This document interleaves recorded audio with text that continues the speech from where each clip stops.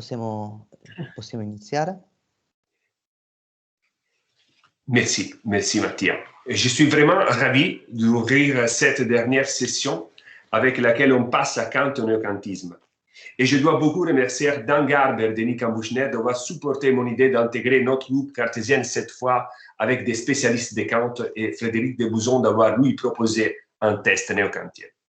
Mais surtout, je voudrais remercier Des Hogan et Nick Stang, deux parmi les majeurs spécialistes kantiens aux États-Unis, d'avoir accepté avec enthousiasme de contribuer à cette journée. Je suis un peu désolé qu'on est fin journée et le public est un peu moindre, mais je crois que nous aurons une très belle discussion. Donc, j'ai le plaisir d'introduire les premières, Nicolas Stang.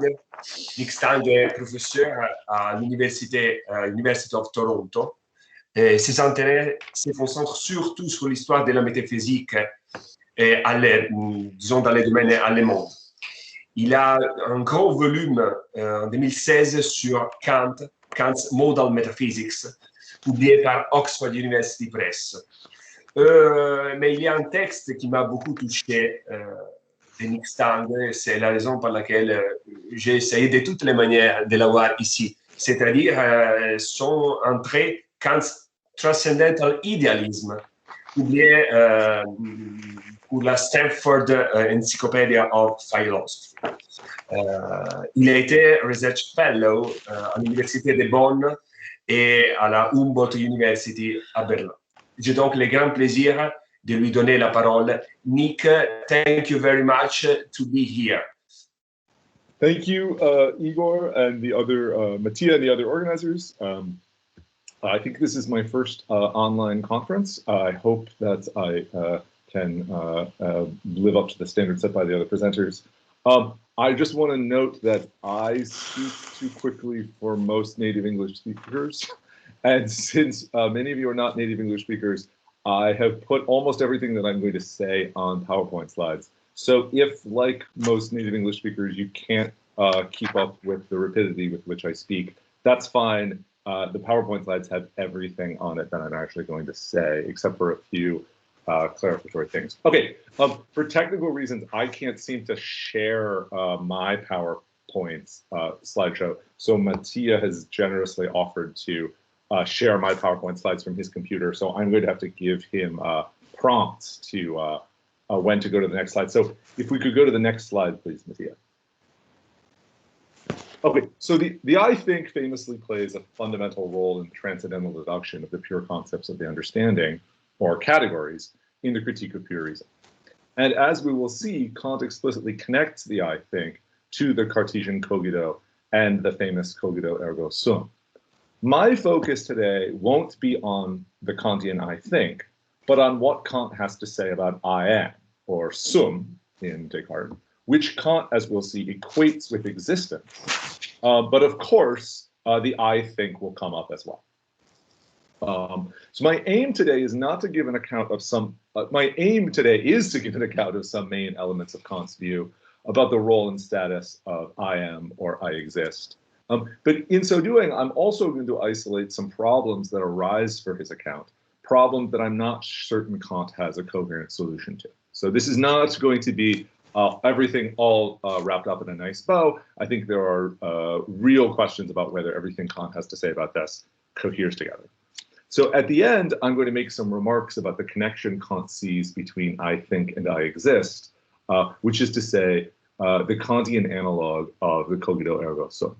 Now, Kant's most extensive discussion of these issues occurs in a long and especially rich footnote to the second or B edition of 1787 of the Paralogisms of Pure Reason, which is the section of the Critique of Pure Reason in which Kant diagnoses what he sees as the fallacious inferences of rationalist metaphysics, including Descartes' own. So primarily what I'm going to do today is examine in detail this very long footnote, because it contains all of the difficulties involved in Kant's account of I exist. Next slide, please.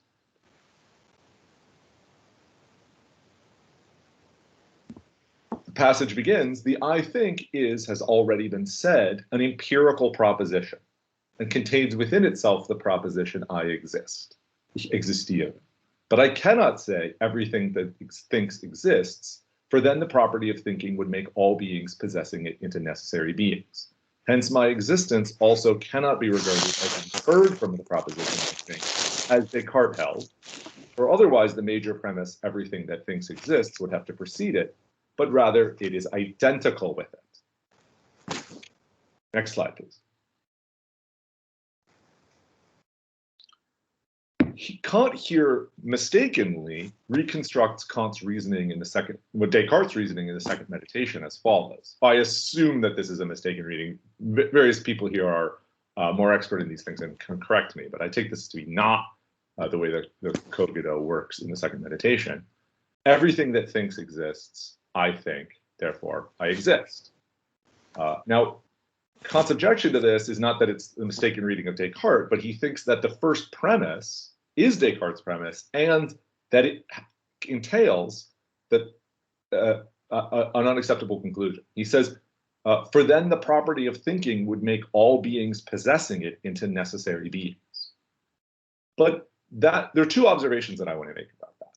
One, it's only a problematic consequence if it means that thinking beings are de re necessarily existing beings. That is to say, of every thinking being X, it X necessarily exists. The de dicto necessity, if a being thinks it exists, is not by itself problematic. Kant is claiming that from that de dicto necessity, the de re necessity follows. And it's really unclear why. And it's very unclear why Kant thinks that premise one would commit Descartes to that de re necessity. So the first puzzle about this passage is, why does Kant think that if Descartes accepted P1, he would be committed to the claim that every thinking being de re necessarily exists? Now, my hypothesis is that Kant reads Descartes as assuming that that first premise is analytic, and as assuming furthermore that thinking beings are de re necessarily thinking beings. Where thinking here means something like being the kind of thing that thinks, being the kind of thing whose nature allows it to think. Next premise. So here's a reconstruction of Kant's reasoning. His premise one, assume for reductio that the original premise is analytic, which means, in Kantian terms, the determination exists is contained in the concept thinking. Now, quite generally, if a determination is contained in a concept, then necessarily any being that falls under that concept has that determination. So it follows, necessarily any object that follows under the concept thinking has the determination exists. That is to say, necessarily any thinking being exists. But that's still only a de dicto necessity. Necessarily any thinking thing exists. How does Kant purport to derive a de re necessity from it? That any thinking thing necessarily exists. Well, here's what I think Kant is thinking. He's thinking any being that thinks de re necessarily thinks. And where thinking here, once again, doesn't mean actually thinking, but being capable of thinking. So a thinker is de re necessarily a thinker. And that means de re necessarily falls under thinking. So if any thinking being de re necessarily falls under thinking, and necessarily anything that falls under thinking exists, it follows that any being that thinks de re necessarily exists. Now, of course, that's an unacceptable consequence, both for Kant and Descartes, because God is the only necessary being. Now, I think we shouldn't take this very seriously as a criticism of Descartes, because I think Kant is just wrong in thinking that those are consequences of Descartes' cogito argument. Now, in that footnote, Kant says that exists can't be a determination contained in the concept thinking. And he assumes that Descartes violated that principle. But in this discussion of the ontological argument, another discussion that has an anti-Cartesian up top, he makes clear that existence is not a determination that's contained in any concept whatsoever. No concept contains existence as a determination. So I'm just going to summarize that discussion of the ontological argument. What does it mean that existence is not a determination? Well, here's what a determination is. A determination is a predicate of objects that can be included among the marks of a concept and which partly constitute the content of that concept. And that means partly individuates it from other concepts. So what Kant means by saying that existence is not a determination is existence isn't that. It isn't a predicate of objects that can be included among the marks of a concept and partly constitute the content of that concept. Going further, Kant thinks that to judge that F's exist, which he equates with judging that there is an F, just is to posit an object falling under the concept F. That's what he calls absolute positing. It is not to judge that F's have some determination G. And that's what Kant calls relative positing. It's positing or judging a relation between F and G. Everything that is F is G. Now, interestingly, Kant thinks that existence is the same as being. If we restrict ourselves to the use of being where it plays something like the role of a determiner, or we would now say a quantifier, as in God is, or there is a God, Kant thinks that is equivalent to there exists a God. But that just sort of articulated a little bit of Kant's positive theory of existence. That actually shows how problematic Kant's own theory of I exist, which is equivalent to I am, because being in that sense is equivalent to existence, how problematic his theory of the I exist is. Existence is the positing of an object for a general concept. But the I in I exist is not a general concept. This is a point that Kant makes over and over again. Here's just one case. At the ground of this doctrine, the rational doctrine of the soul, we can place nothing but the simple and in content for itself wholly empty representation of I, of which one cannot even say that it is a concept, but a mere consciousness that accompanies every concept. That's not by itself a problem. Kant is arguing that a different way of construing I exist, on which it's a judgment in which a mark is predicated of a subject, is misguided. But if the semantic status of I exist is not positing an object under the concept I, what is its semantic status? What are we doing in judging I exist? We're not absolutely positing an object under a concept. Now, in the passage that we looked at the beginning, Kant says that I exist is identical with I think. So his Descartes was wrong to infer I exist from I think because they're really the same. But what does that mean? And just to go back to the really crazy sentence at the beginning of that footnote, what does it mean that I think is an empirical proposition? That's in a certain way the most surprising claim in that whole footnote. Well, the passage continues as follows. Next slide, please.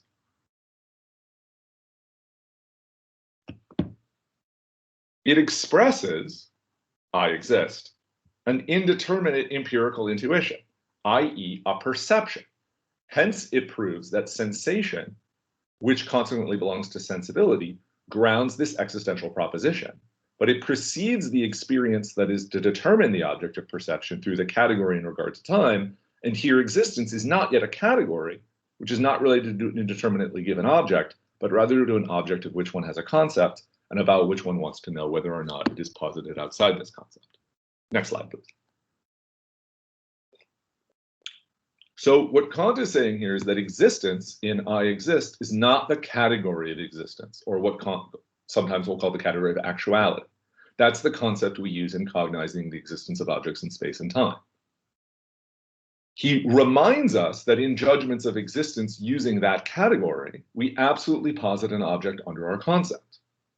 He suggests, but he doesn't come out and explicitly say that we are not doing this here, not positing an object for the concept I, because I is not a concept. But of course, that's a commitment of other things he says. But what does it mean that I think or I exist expresses an indeterminate empirical intuition, and that this is grounded on sensation? Well, to explain that, I have to say a little bit about some Kantian jargon. So an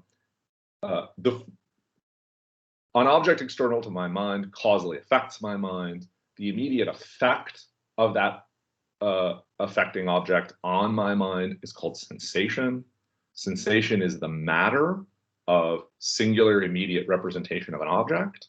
The form of that singular immediate representation of an object or intuition doesn't depend on how I'm affected. It's just given by the nature of my mind, space and time. The matter of that intuition is sensation and does depend on how I'm affected. So sensation is the matter of intuition. Perception is when I have an intuition with a matter. When an object affects me, I intuit an object, and I become conscious of that sensory matter in the intuition. I consciously apprehend that sensory intuition. So perception is conscious intuition with sensation. Now, it's very surprising that Kant claims that I think is an empirical proposition, because if all you had read was the transcendental deduction, you would think not only is the I think a priori, it is the condition for all a priori cognitions of the understanding. It is the driver of the entire theory of a priori cognition in the transcendental analytic. How could it possibly be that it's an empirical proposition? Next slide, please. He goes on to say, an indeterminate perception here signifies only something real, which was given, and indeed only to thinking in general, thus not as appearance, and also not as a thing in itself, but rather as something that in fact exists, and is indicated as an existing thing in the proposition I think. For it is to be noted that if I have called the proposition I think an empirical proposition, I would not say by this that the I in this proposition is an empirical representation, for it is rather purely intellectual, because it belongs to thinking in general. Only without any empirical representation, which provides the material for thinking, the act, I think, would not take place, and the empirical is only the condition of the application or use of the pure intellectual faculty. Next slide, please. So if we take this passage in reverse order, from the bottom up, I take Kant to be claiming that I think, or I exist, which he's told us are the same proposition, is empirical in the following very minimal sense.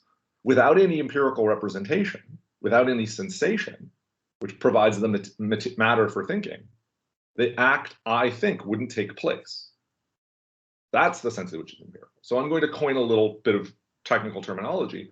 I will call an act or representation counterfactually empirical, if and only if this act or representation would not be present if the subject in question were not affected, i.e. did not sense. I'm not assuming that the affecting object has to be an object in space and time, by the way. Okay, now the I think is counterfactually empirical. I wouldn't think unless I were affected. But my thinking is always my thinking. It's something that I do. That's why Kant can claim both that I think, which is identical to I exist, is purely intellectual. It's active, so it doesn't belong to sensibility. It's not passive. But at the same time, it's counterfactually empirical. I wouldn't be triggered into thinking unless something affected me, producing a sensory matter, which I combine in thinking. I'm going to call a representation or act empirical in its content, if and only if the meaning or content of that act or representation depends on how we are affected. That is to say, depends on the matter of sensation. So my hypothesis, which I won't attempt to fully defend here, I'm just going to use this hypothesis to explain this passage. In most of the critique of pure reason, empirical means empirical in content, and a priori means not empirical in content. But in this passage, empirical means counterfactually empirical. Sorry, empirically conditioned is that's what I used to call it. That should read counterfactually empirical. So the I think can be both a priori, which means it's not empirical in its content, and empirical, that is to say, counterfactually empirical, depending counterfactually on sensation, although not depending on sensation for its content, for its meaning. Next slide, please. Now I perceive if and only if I'm conscious of an object's sensory effect on me, if I perceive myself. Right? So to perceive, right, is to be conscious of the sensory matter of intuition.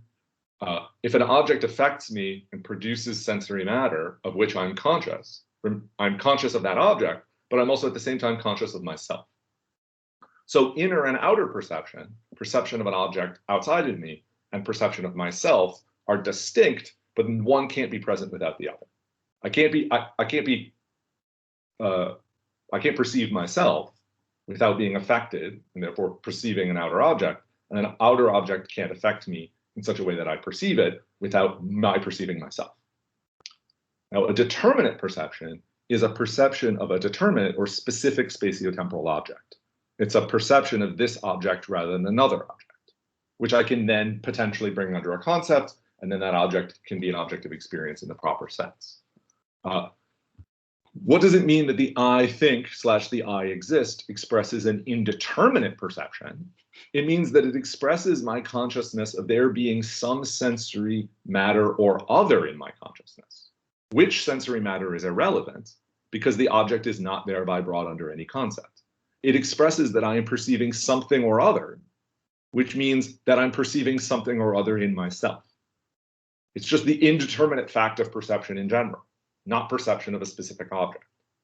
What does it mean that it expresses an indeterminate perception? I think or I exist doesn't say anything about perception. It states its content is my pure intellectual activity, the act of thinking. But the fact that I'm conscious of that activity indicates and thus expresses that there is some sensory matter or other in my consciousness.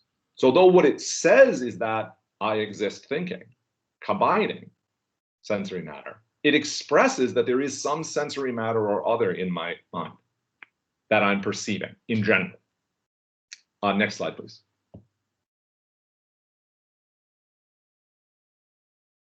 But what is the nature of that existence I'm aware of? In the B deduction, Kant says, in the synthetic original unity of apperception, the I think, I am conscious of myself, not as I appear to myself, nor as I am in myself, but only that I am. So it's not a consciousness of myself as an appearance in time. Right? So in consciousness of myself as existing is not a conscious of some state of mind, not some specific way I appear to myself, nor is it a consciousness of how I am in myself, independently of how I appear to myself, but it's a consciousness that I exist as a thing that appears to itself. So it's more general than any determinate empirical property I might have. And it's not a consciousness of the determinate way I exist in myself. My own existence is not indeed appearance, but the determination of my existence can only occur in correspondence with the form of inner sense, time, according to the particular way in which the manifold that I combine is given in inner intuition. And then therefore, I have no cognition of myself as I am, but only as I appear to myself. So if I then try to determine my existence, so I'm immediately consciousness of myself as existing. If I then try to cognize the determinate character of my existence, if I try to cognize a property of my existence, a particular way in which I exist, that can only happen through intuiting myself. And so I can only cognize myself as an appearance. So if I try to go any more specific than I exist, I then cognize only how I appear to myself. But it remains the case that what I'm conscious of in I think or I exist is my existence as a thing that appears to itself, but isn't merely an appearance. A thing that doesn't not appear to itself as it is in itself. It appears to itself, but doesn't appear to itself as it is in itself. That means I'm conscious of myself as a thing that has a nature in itself that doesn't appear to it. In other words, I'm conscious of my existing in myself, but not of. I left out a not there, so that last sentence is gibberish. But I'm conscious of myself as existing in myself, but I'm not conscious of how I exist in myself. I'm not conscious of the determinate properties that I have as a thing that exists in itself. And I would just add as a coda here something that Kant says in the B preface. Otherwise, there would follow the absurd proposition that there is an appearance without anything that appears. So in being conscious of myself as appearing to myself, I have to also be conscious of myself as a thing that appears, that exists in itself and appears to itself, not as the way it is in itself. Okay, do I have any time left, Mateo? Okay. So let me I won't read this quote, I'll just say very briefly, Kant actually gives his own account of the Cartesian major premise. what he calls the Cartesian major premise, everything that exists. He says, I am proclaims itself as a universal proposition, valid for every thinking being. Okay, so I won't read this quote, I'll just tell you what I think is going on in it. Last slide, please.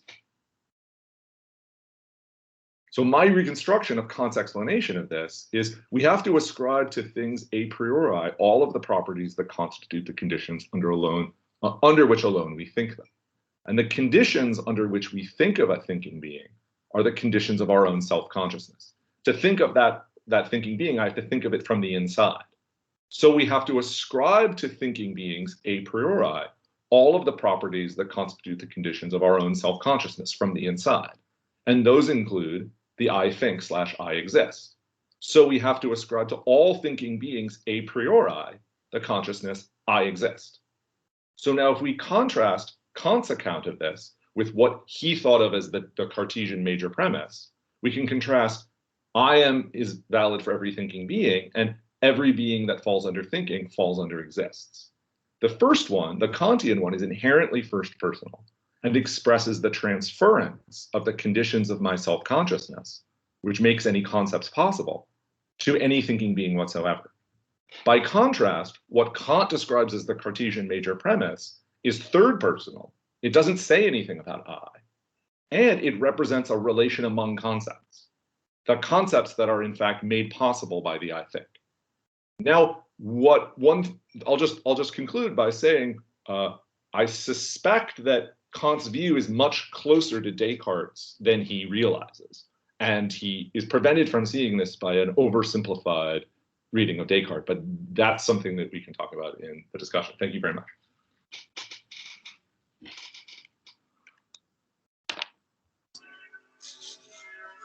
Thank you very much for this wonderful paper, Nick. It's very stimulating, and perhaps I'm wrong, but it seems to me that you apply to the question of the ego the solution that you adopted concerning the question of the thing itself in your entry on transcendental idealism for Stanford. But perhaps we can discuss about that later. It's now the moment for me to introduce Des Hogan. Je suis vraiment ravi d'avoir ici Des Hogan. Sans aucun doute, un des plus grands spécialistes aux États-Unis. Il est irlandais, d'autre part, de Kant et un ami que j'ai eu le plaisir de connaître au temps de mon séjour à Princeton. Il a déjà plusieurs articles sur Kant très importants. Je me permets de mentionner deux que j'ai beaucoup appréciés. Numeral Affection, publié for the Philosophical Review en 2009, et toujours en 2009 sur Nous, How to Know Unknowable Things in Themselves. Mais il a aussi un très beau chapitre on Kant's Copernican Turn and the Rationalist Tradition in Paul Gouillet's Cambridge Companion to the Critique of Pure Reason. Recently, he has been one of the general editors of Allen Wood, Formulas of the Moral Law. He's professor in the philosophy department at the University of Princeton. Thank you, Des, to be here. And thank you, Igor. Okay, I'm going to try and share my screen. Yeah. Tell me, can you see? Yes. Okay, good. Thank you, Igor, for that very generous introduction, and thank you to Mattia and Julia as well. I'm delighted and honored to be here. Okay, so I'm going to start talking not about Kant, but about Poincaré. There was a large debate in the 20th century about the question whether the claim that everything has just doubled in size had significance or whether it was vacuous. And Poincaré was one of the people who kicked off that debate in the early 20th century. When he was explaining his conventionalism in geometry, he said that this kind of universal expansion could have meaning only for those who reason as if space were absolute. And since it isn't, according to Poincaré, it would be better to say that space being relative, in the case of all objects doubling in size overnight, it would be better to say that nothing at all has happened. Now, that was something that the logical positivists agreed wholeheartedly with, so Schlick, Reichenbach, and later Grunbaum. And they traced this doctrine to Riemann's famous inaugural address at Göttingen. Riemann pointed out, or he claimed that continuous manifolds, if space is continuous, then it has no intrinsic metric, so it's intrinsically metrically amorphous. So if you want a metric for a continuous manifold, you have to bring it in from somewhere. You need a measure. So as Riemann says, the metric must be brought in from elsewhere, anders woher hinzukommen muss.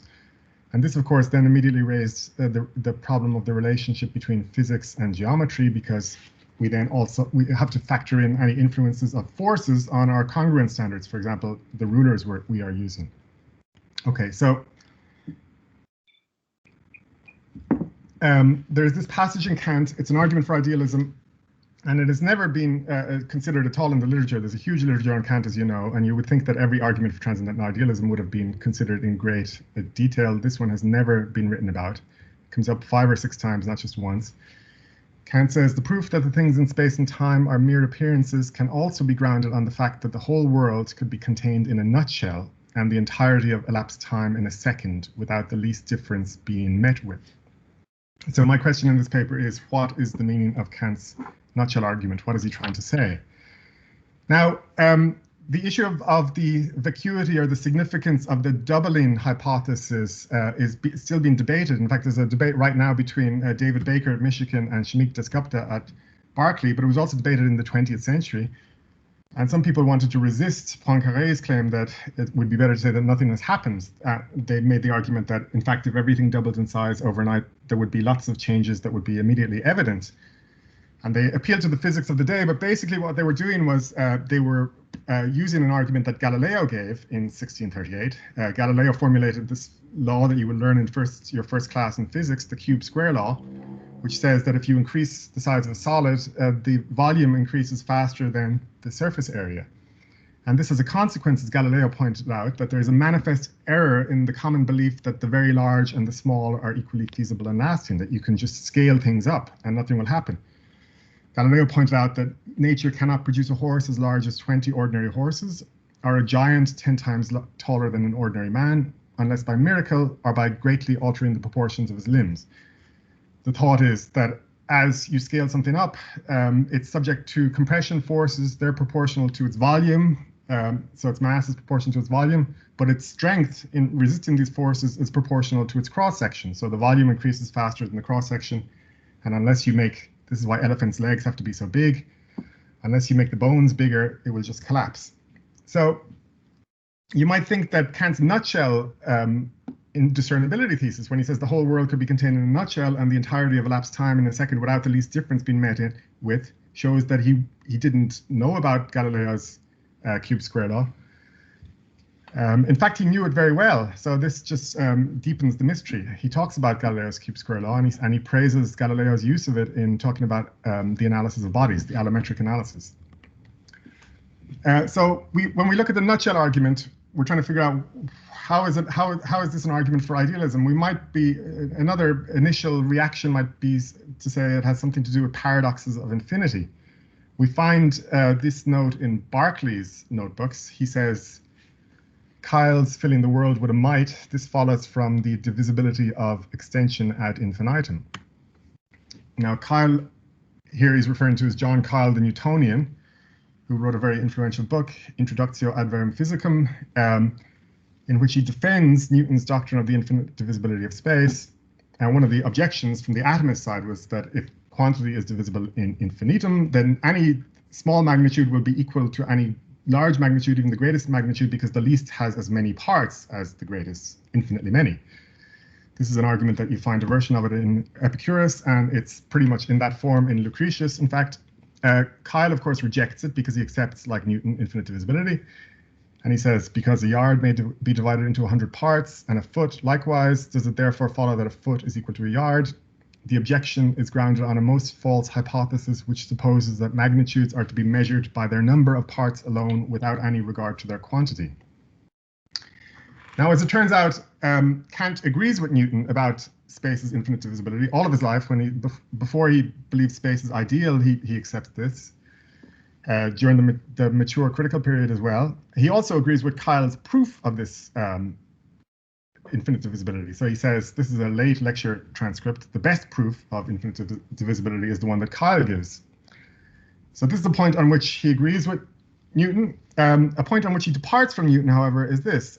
When Kant says all the world could be contained in a nutshell, all of past time in a second, without the least difference being met with, this indiscernibility thesis is, of course, false for Newton, because Newton is a metrical essentialist. He says that parts of space have an essential size and lengths of time of an essential size of duration. And so if you shrank everything, there would be, metaphysically speaking, a difference to be met with between the actual and hypothetical contracted scenarios. So we're not yet any closer to knowing what on earth is Kant talking about. How does he get idealism out of this nutshell thought experiment? Okay, so here's a clue to what he's talking about. In one of the texts, when he mentions this argument for idealism, he says, on the possibility, according to Newton and de Luc, that the whole universe could be represented as contained in a nutshell. And he says that proves precisely that all of our sensible representations give us nothing but appearances whose form is space and time subjective. De Luc here is a guy called Jean-André de Luc, who was a professor, a Swiss professor in Germany. And he wrote a book which came out in 1781, the Physikalische und Moralische Briefe, which Kant obviously read. In that book, he discusses a recent book by Joseph Priestley, which came out in 1777. Now, Priestley is an English materialist, and he wants to reduce mind to matter. And he's excited about Boskovich's new theory of matter. Boskovich, this is Ruggero Giuseppe Boskovich, who has this field theory of matter, according to which matter is just constructed from attractive and repulsive forces without anything solid. And these forces are centered on geometrical points of space. So Priestley says, if Boskovich can reduce matter to forces, this makes it easier, it seems to me, to reduce mind to matter. So as he says in this passage, Boskovich's theory of matter tends to remove the odium, which is hitherto lain upon matter, from its supposed general property of solidity, inertness, and sluggishness, as from this circumstance only the baseness and imperfection which have been ascribed to it are derived. Since matter has, according to Boskovich, no properties but those of attraction and repulsion, it ought to rise in our esteem as making a nearer approach to the nature of spiritual and immaterial beings, as we have been taught to call those which are opposed to gross matter. And another passage on the same page, this is the important one for Kant's argument. Priestley says, the principles of the Newtonian philosophy were no sooner known than it was seen how few, in comparison of the phenomena of nature, were owing to solid matter and how much to powers. He's thinking of attraction, of course, here, which were only supposed to accompany and surround the solid parts of matter. It has been asserted, and the assertion has never been disproved, that for anything we know to the contrary, all the solid matter in the solar system might be contained within a nutshell. There is so great a proportion of void space within the substance of the most solid bodies. Now, when solidity had apparently so very little to do in the system, it's really a wonder that it didn't occur to philosophers sooner that perhaps there was nothing for it to do at all, and there might be no such a thing in nature. Now, de Luc responds to Priestley in his book. He says, I don't want to give up solidity entirely. He says, however little solid material one may need, one always needs something, and without this small amount, dieses wenige, we can think neither suns nor planets nor motion. And here's a kind of a Leibnizian move then. He says, if there is to be motion, it's necessary that something moves. Efficacy without substance is a chimera. Wirksamkeit ohne Substanz is chimera. Okay. So Kant clearly read that. That's where the nutshell passage comes from. We still haven't decided what it means. Now, de Luc's book came out in 1781, exactly at the same time as the Critique of Pure Reason. In fact, if you look at the book index for the Leipzig Easter Book Fair in 1781, the two books are listed a few pages apart from each other. So it didn't influence the first edition of the Critique of Pure Reason. Now, in the second edition of the Critique of Pure Reason, Kant adds an idealist argument in the Transcendental Aesthetic. This is a few years later. I'm going to call this his Relationality Argument for Idealism. And he says it's an especially useful confirmation of the doctrine of the ideality of outer as well as inner sense. There's the argument. The basic idea is everything in cognition that's given in nature consists of mere relations. And that goes for places, this extension, alteration of places, motion, even forces. Forces So places are relational, motion is change of place, shape, extension is places in one intuition, shape is a determination of extension, and forces are dispositions to change or not change motion. Kant continues here, he says, what is present in the place or what it produces in the things themselves besides the alteration of place isn't given through these relations. Now, through mere relations, no thing in itself is cognized. It's therefore right to judge that since nothing is given to us through outer sense except mere representations of relation, outer sense can also contain in its representation only the relation of an object to a subject, and not what is intrinsic to the object in itself. And he makes the same argument then for inner sense. Everything that's given to us in inner sense is merely relational, and therefore it can't be real. So, in fact, this claim about matter was central to the first edition. Kant claims that matter has no absolutely intrinsic properties. His view is that matter is divisible to infinity in parts that are themselves matter. He has a kind of dynamic theory of matter arising from forces of attraction and repulsion. But he claims that matter has no absolutely intrinsic, which schlechthin innere features, properties. Thus, all of its changes are grounded on external causes. And he says that many times. Corporeal things are never anything but relations. Whatever I cognize in matter is pure relations. Okay, so that was a theme in the first edition too. Now, how do you get idealism out of the claim that everything in nature is mere relations? To get an idealist conclusion about space and time, you need another premise, and the other premise is implied in Kant's claim that mere relations do not furnish what is intrinsic to the object in itself. Or as he says, through mere relations, no thing in itself is cognized. So the premise there, the implied premise, I'm going to call intrinsic reality, and first stab at it is something like what is real must possess intrinsic or absolutely intrinsic properties which are absent in wholly relational structures. Somebody's microphone is on. Igor, your microphone is on. Hello? Okay. You can still hear me, I hope, can you? Okay, so I'm assuming everybody can still hear me, can you? Yes, yes. Okay. And you can still see the screen?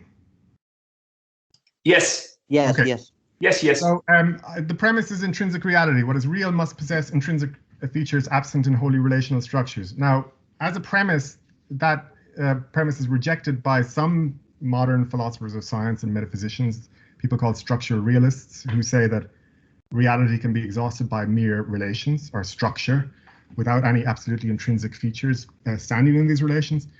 However, many contemporary philosophers endorse something like intrinsic reality. You're still following these slides, are you? Leibniz, Igor? Okay, so... Yes. Yes. Okay, Yes. thanks, Igor. Okay. Now, Kant argues in the Critique of Pure Reason that Leibniz has a kind of relationality argument, in fact, and in the Amphibole chapter, he says that this demand for intrinsic foundations underpins Leibniz's deduction of his monads, whose inner nature, intrinsic nature, consists in force, from which there must follow something analogous to sensation and appetite, so that we must conceive of them on the model of the notion we have of souls. There's his reconstruction of Leibniz's argument. I won't go into it, but in the middle of it, you can see he says it turns on the fact that even though everything in body is relational, as when we think of an object through the pure understanding, we think it has to have intrinsic properties. Every substance must have intrinsic properties if thought of through pure understanding. Yeah, what could such absolutely intrinsic properties be? Our only example of these things is thinking, or something which is like thinking. And then he concludes, because he represented bodies as noumena, as objects of understanding, Leibniz made out of all substances, even the constituents of matter, simple substances gifted with powers of representation, in a word, monads. Okay, so he thinks a version of the relationality argument drives Leibniz's monadology. Now, Kant agrees with Leibniz that our only known candidates for absolutely intrinsic states are mentalistic, right? He says that on several occasions. We know of no other inner principle of a substance to change its state than desire, and absolutely no other inner activity except thinking. However, he rejects Leibniz's speculative deduction of his monads as an intrinsic basis for reality on the basis of his central epistemic doctrine that our understanding and its conditions of conception prescribe no rules to the things themselves. These need not conform to my understanding. Okay, so back to the nutshell argument from the relationality argument. What's the meaning of the nutshell argument for idealism? My proposal is that the nutshell argument for idealism is an elliptical expression of Kant's relationality argument occasioned by the Priestley-Luke thought experiment. And the nutshell argument brings out the essential role of substantive metaphysical commitments regarding the structure of space and time and matter in Kant's relationality argument and in his idealism more broadly. Okay, evidence for this reading. When Kant talks about the Deluc argument, he expands it sometimes to a broader relationality argument, right? So he says here, the magnitude of the world system of which Deluc says he wagers the whole universe could fit in a nutshell is no bold and daring expression, but says nothing more than that the magnitude and measure of the same allow of no absolute but merely relative determination of limits with respect to the mechanical as well as dynamical. Motion is mechanical, forces are dynamical for Kant. Another text, the time through which we perceive succession is also a determination of inner sense, but it presupposes itself. It's not an absolute, but a relative magnitude, Deluc nutshell. Now, neither Deluc nor Priestley said anything about the relativity of time in their discussion of this, which shows that Kant is expanding this thought and he's thinking of it more broadly as illustrating a broader relationality of nature. Okay, so how does this work? The nutshell argument is clearly about metric relativity, the fact that the indiscernibility thesis rests on the fact that nothing would be different in some sense, if the measures were different, if they were all shrunk. Where did this come from in Kant? Now, Riemann made the point in 1854 that if you have any discrete manifold, the metric is, there's a natural metric in it, namely, he says the principle of metric relations for a discrete manifold lies already in its concept, namely the number of discreta in any particular measure you choose, how many bits are in it, right? Now, unlike Aristotle, like Descartes, like Newton, Kant treats space and time as continuous. He defines quanta continua as magnitudes not composed of simples, or magnitudes in which no part is the smallest. Kant also agrees with Leibniz that in the continuous, the whole is prior to the parts. As Leibniz says in a letter to de Bos, which Kant had access to from 1768, as he did to nearly all of the de Bos correspondence, space is something continuous but ideal. In ideals, totum est prius parte. Okay, so this is Kant now. One should not, properly speaking, call space a compositum, but a totem, because its parts are possible only in the whole, not the whole through the parts. Same for time. Space consists only of spaces. Points or instants are only boundaries. You can't compose space or time from points or instants. Okay, so recall Riemann's point again. In a discrete manifold, you have your metric naturally. In a continuous manifold, you have to wheel in a metric. Okay, Kant says you can't compose space and time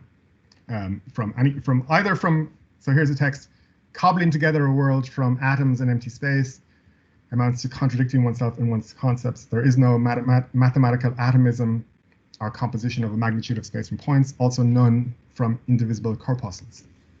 Okay, so he rejects Newton's absolute solidity. Newton has atoms which are absolutely indivisible, unbreakable. And because Newton has an essential metric structure built into space, and he has atoms which don't change their size, even though they're extrinsic to this metric structure, they're in continuous and stable correspondence with it. So there is a sense in which solidity gives you something that corresponds, Newtonian solidity, Lockean, to an intrinsic metric structure for Newton. Kant rejects absolute solidity. He agrees with Leibniz there. Okay, so we have no compositional basis of space or time. So that means no absolutely intrinsic metric based like Berkeley and Hume do on simple and indivisible parts. And also no absolutely solid objects for Kant. So no absolute extrinsic metric based on that. Okay, so this is how the two arguments fit together. The relationality argument infers idealism from the lack of absolutely intrinsic features in space and time. The nutshell argument advances from an indiscernibility thesis expressing thoroughgoing metric relativity. Kant traces this metric relativity to the absence of non-relational bases of space, time, and matter. So there's no composition of continua from simple substances, as Wolff had it, or from simple and indivisible parts, as Berkeley and Hume had it. Why does the nutshell argument's indiscernibility thesis justify idealism? Because it points to the metric relativity points to the mathematically knowable lack of bases of composition, right? And in the absence of these non-relational bases, one will not find intrinsic features. As Kant says, in their place, one finds nothing that is absolutely, but only what is relatively intrinsic, which itself consists in turn of outer relations. Okay. Now, the relationality argument is very interesting because it actually rules out some very popular deflationary approaches to Kant's doctrine of space and time.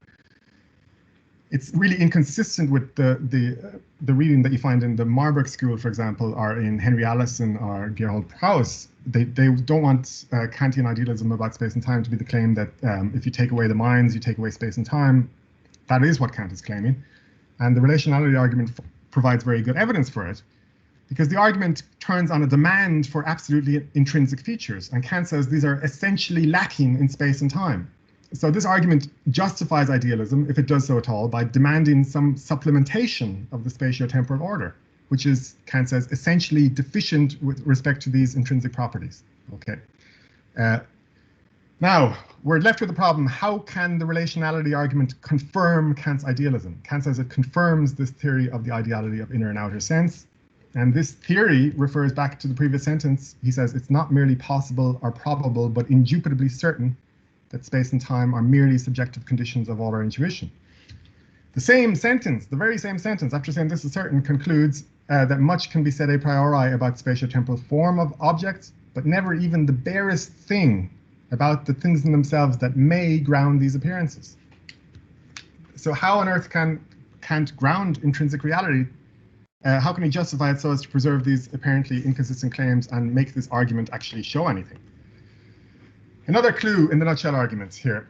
Last passage. This is a passage that starts off talking about moral psychology, familiar themes. Kant says sometimes we subordinate pleasure to the law of the will, sometimes we subordinate the moral law to pleasure.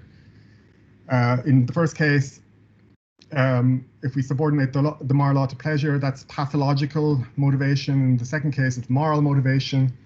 Then he starts talking about Deluc, and the passage finishes, God, the world, and the personality of humans in the world. This complex of ideas contains the principle of transcendental philosophy.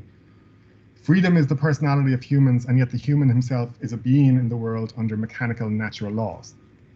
So based on what we've said so far, we might ask the question, what on earth does metric structure in the nutshell argument have to do with moral psychology and the principle of transcendental philosophy? And the answer would appear to be apparently nothing, but in fact, there is another answer which will solve our problem of justification, and this emerges from reflection on 3 points. The first point, Kant does provide one case study of the intrinsic, extrinsic, and the intrinsic, and that is the outer and the inner and what he calls the inmost of the will. So his relational characterization of nature encompasses our actions, what he calls visible actions, and he has this view that every action as appearance is itself an event, and it's caused by another event, right? But he claims that the moral element in action concerns what he calls the spirit's inner state, the inneren Zustand. And he speaks here of the inmost, the innerste of dispositions and their moral worth, the depths of the human heart. He also has the view that any disposition that we regard as moral must be identified with a free act of ordering incentives. He says the subjective ground must be an act of freedom, for otherwise the use or misuse of the human will with respect to morality could not be imputed, and the evil or good could not be called moral. So what is inmost in this sense is free subordination of morality, moral demands to those of self-love. Okay, now Kant also says that the will's inmost is absolutely intrinsic. He makes a distinction between transcendental or absolute freedom, which is the capacity to begin a state absolutely, and relational or relative spontaneity, which is our spontaneity secundum quid, which is action from an inner principle that is itself determined.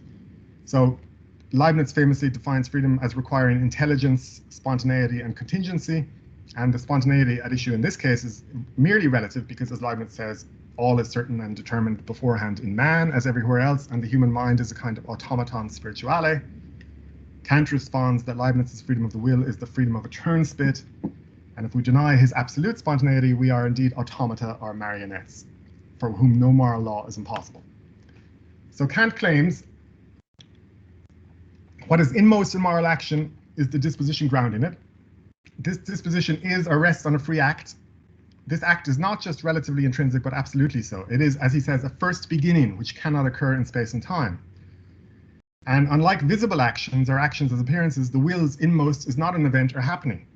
Kant says everything that happens has a determining ground, but that's not a rule of the actions we observe in ourselves.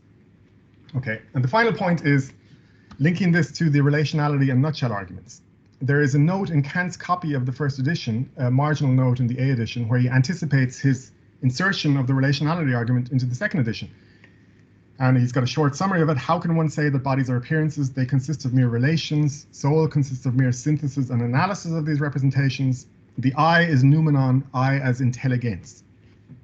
So what does he mean here by intelligence? If you look up his use of that word, there's a few examples. Consciousness of one as intelligence, that thus as rational and through reason active, that is freely acting cause. Regarded simply as intelligence, the human is morally responsible subject, free cause, intelligence. The I is noumenon in the note can be compared with passages like those at the bottom of that slide. The actions of freedom are extrinsically phenomena, intrinsically noumena, and insofar not fully determined by appearances. The question whether freedom is possible is perhaps the same as whether the human being is a true person and whether the I is possible in a being with extrinsic features. Okay, and the last piece of evidence with which I'll conclude, this is my final slide, Kant's premise that, so the relationality argument, the relationality premise is stated in a very interesting way. Kant says everything in cognition belonging to intuition contains nothing with mere relations, and then he brackets, and he says, with the exception thereof, therefore of the feeling of pleasure and displeasure and the will, which are not cognitions. Now that's a strange thing for him to say, because Kant does admit cognition, theoretical cognition of the will and its practical freedom, merely in the sense of the ability to weigh what is useful or damaging in a more distant sense. So therefore, that's clearly not what he's bracketing there. What is he bracketing? Obviously, he's bracketing the distinction between what he calls theoretical and moral knowledge, so speculative and the practical use of reason. But in that case, the relationality argument's premise brackets precisely the moral knowledge which Kant says proves the reality of his inmost. Proves, and this would explain the certainty of his idealist conclusion, because he holds that absolute freedom is assertorically known. It's the only idea of reason whose object is fact. It's vollkommen rechtfertigt, perfectly justified, indeed proven, bewiesen.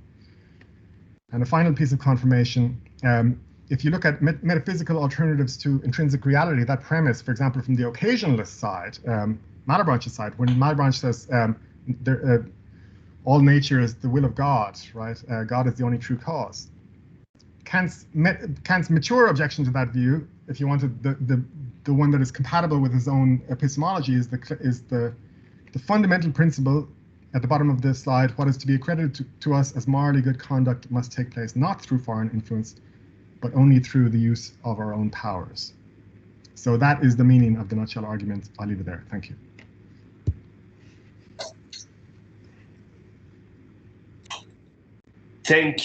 Thank you so much, Des, for this beautiful conference and for this really rich analysis of this absolutely neglected passage of the Nachlass.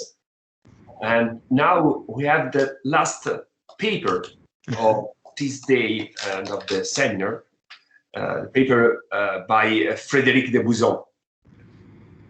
Je crois que c'est inutile de présenter Frédéric de Bouzon, c'est un des plus grands spécialistes au monde de Descartes, à la communauté de cartésiens et plus en général des historiens de la philosophie moderne. Je me limiterai à dire que c'est un grand plaisir de te voir ici, Frédéric. Merci. Je me permets tout simplement de citer un cahier publié pour les cahiers philosophiques de Salzbourg en 2009, si je ne me trompe pas, édité par toi et par les deux sur Kant et les mathématiques. Nous sommes ravis de t'entendre sur cette question à propos du néokantisme. Merci. Est-ce que l'on m'entend? Oui. C'est extraordinaire. Très bien, le texte est très clair. D'accord, très bien. Alors, j'espère que je vais demander à Mathia de faire suivre le texte, hein, parce que je suis, voilà. Donc le titre de ma communication, c'est « Doute et existence dans la lecture néo-kantienne de Descartes ».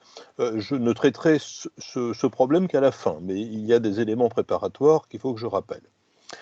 Le premier ouvrage de Paul Nathorp est son Descartes Erkenntnistheorie, publié à Marbourg en 1882. C'est le prolongement d'une thèse d'habilitation rédigée à l'incitation et sous la direction d'Hermann Cohen. Après cet essai, Nathorp est revenu à Descartes dans un article français, le développement de la pensée de Descartes depuis les régulés jusqu'aux méditations, en 1896. On a souvent souligné l'importance de ce livre dans l'histoire de la philosophie de la connaissance. Une preuve de son impact est donnée par Cohen lui-même, qui ne consacre que quelques allusions rapides et relativement superficielles à Descartes, compris à partir de l'inéisme dans la première édition de sa Kant's Theorie der Erfahrung, 1871, tandis que la seconde édition de l'ouvrage, comme la troisième, qui comporte des ajouts et des modifications considérables, plus que doublant la longueur du volume initial, contiennent des développements importants sur Descartes, notamment le chapitre 7 de l'introduction historique des éditions 2 et 3 porte un titre qui le rapproche du sous-titre de l'étude de Nathorp, la participation de Descartes à la préparation du problème kantien. Le sous-titre du livre de Nathorp étant une étude de la préhistoire du criticisme. Autant dire que Cohen a pu recevoir de son élève une incitation à faire retour sur un auteur qu'il avait passablement négligé. Avant d'en venir aux éléments propres de l'appréciation par Nathorp du cogito, un bref rappel de la lecture de Descartes en langue allemande serait nécessaire. Je ne le fais pas aujourd'hui. Ce travail a été notamment mené par Massimo Ferrari et par Éric Dufour et quelques autres dans plusieurs études. Le souci initial de Nathorp semble être de prendre en compte la totalité du corpus cartésien disponible, sans se borner à ce que Descartes a fait éditer et pourtant pouvait être considéré comme principal. Même si l'option philosophique de Nathorp est claire, l'Erkenntnistheorie, telle que Cohen l'envisage, le cadre général de la lecture qu'il propose, est fourni par l'histoire des concepts, sans assimilation abusive. Nathorp n'entend pas identifier la philosophie de Descartes à celle de Kant, ni naturellement réfuter l'une par l'autre, mais il cherche à construire une lecture qui fasse en partie échapper aux critiques explicites de Kant, et notamment à la critique du paralogisme. Alors, je voudrais ici m'attacher seulement à suivre la reconstruction par Nathorp de la proposition cogito ergo sum, telle qu'elle est menée dans le chapitre 2 du Descartes Erkenntnistheorie, mais aussi telle qu'elle suppose les résultats du chapitre 1. Il faut partir des éléments apportés par Nathorp pour envisager en quelque sorte une double question de légitimité, d'une part en fonction des données cartésiennes et d'autre part en fonction de Kant, ce qui s'identifie aux yeux de Nathorp, mais en partie seulement, à suivre la chose même.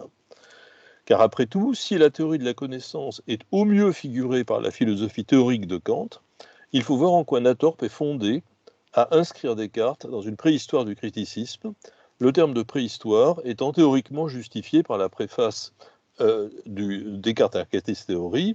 L'intention de l'auteur n'est pas d'identifier la doctrine cartésienne à l'Erkenntnistheorie, au sens rigoureux de la philosophie transcendantale de Kant, mais plutôt de montrer dans un même geste l'affinité de Descartes avec la philosophie critique et son inaccomplissement dans l'exécution de cette idée.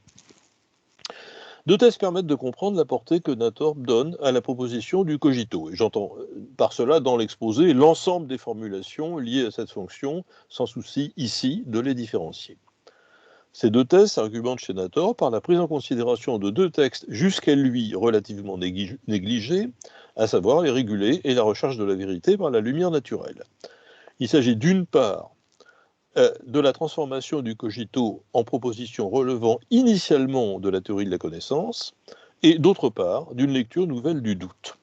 De ce point de vue, la nouveauté de l'analyse s'exprime premièrement par l'élargissement du corpus textuel, qui n'est plus limité aux œuvres principales. Tout d'abord, l'analyse du premier chapitre associe l'intuitus, que Nathorp traduit la plupart du temps par intuition et non par Anschauung, donc l'association de l'intuitus au jugement synthétique a priori, ce qui constituera la première partie de l'exposé. Puis dans le second chapitre, il définit l'usage du doute dans sa relation avec l'établissement de la première certitude à partir d'une analyse du doute. Cela constituera le second moment qui sera ici plus bref. Ceci conduit à la conclusion qu'exprime la fin du chapitre.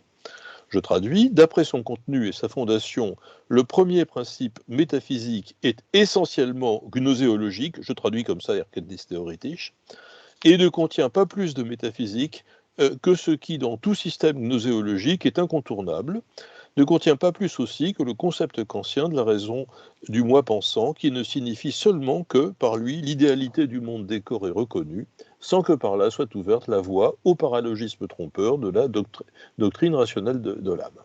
C'est ce parcours que je voudrais examiner brièvement, en tentant de reconstruire les deux thèses que je viens de signaler. Je tenterai de conclure par la situation du je pense, à propos duquel, manifestement, Natorp lit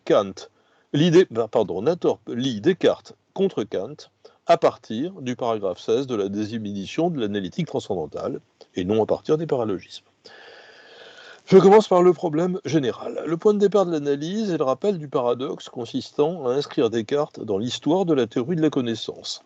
Si l'on entend par Erkenntnis Theorie dans le silège de Kant une doctrine qui se passe de métaphysique pour être fondée, mais qui réclame seulement une critique de la connaissance humaine et de la vérité, et de la vérité indépendante des propositions métaphysiques, alors les œuvres principales publiées par Descartes semblent absolument contredire une telle recherche. Dans tous ses écrits, le philosophe part d'une proposition entièrement métaphysique qui doit fonder l'existence de l'être pensant, je cite, pour en dériver seulement, alors, le critère général de vérité, la perception claire et distincte, au moyen de quoi est alors démontrée l'existence de Dieu, puis, comme si la déduction antérieure ne suffisait plus, la vérité de ce qui est dit clairement et clairement et distinctement connu est à nouveau appuyée sur la véracité de Dieu. On reconnaît ici la formulation du cercle cartésien, mais ce n'est à mon sens pas le plus important ici. Nathan présume ici à l'évidence, de manière caricaturale, une lecture superficielle de Descartes, et d'ailleurs, une fois le problème gnoséologique correctement posé à ses yeux à partir des régulés, il reviendra très largement sur les énoncés des textes publiés.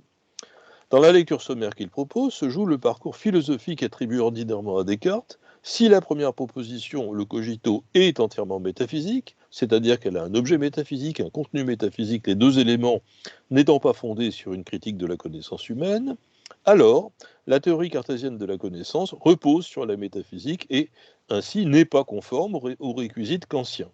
La révolution copernicienne est bien le nom que l'on donne à cette inversion du rapport entre la critique de la faculté de connaître et ses objets.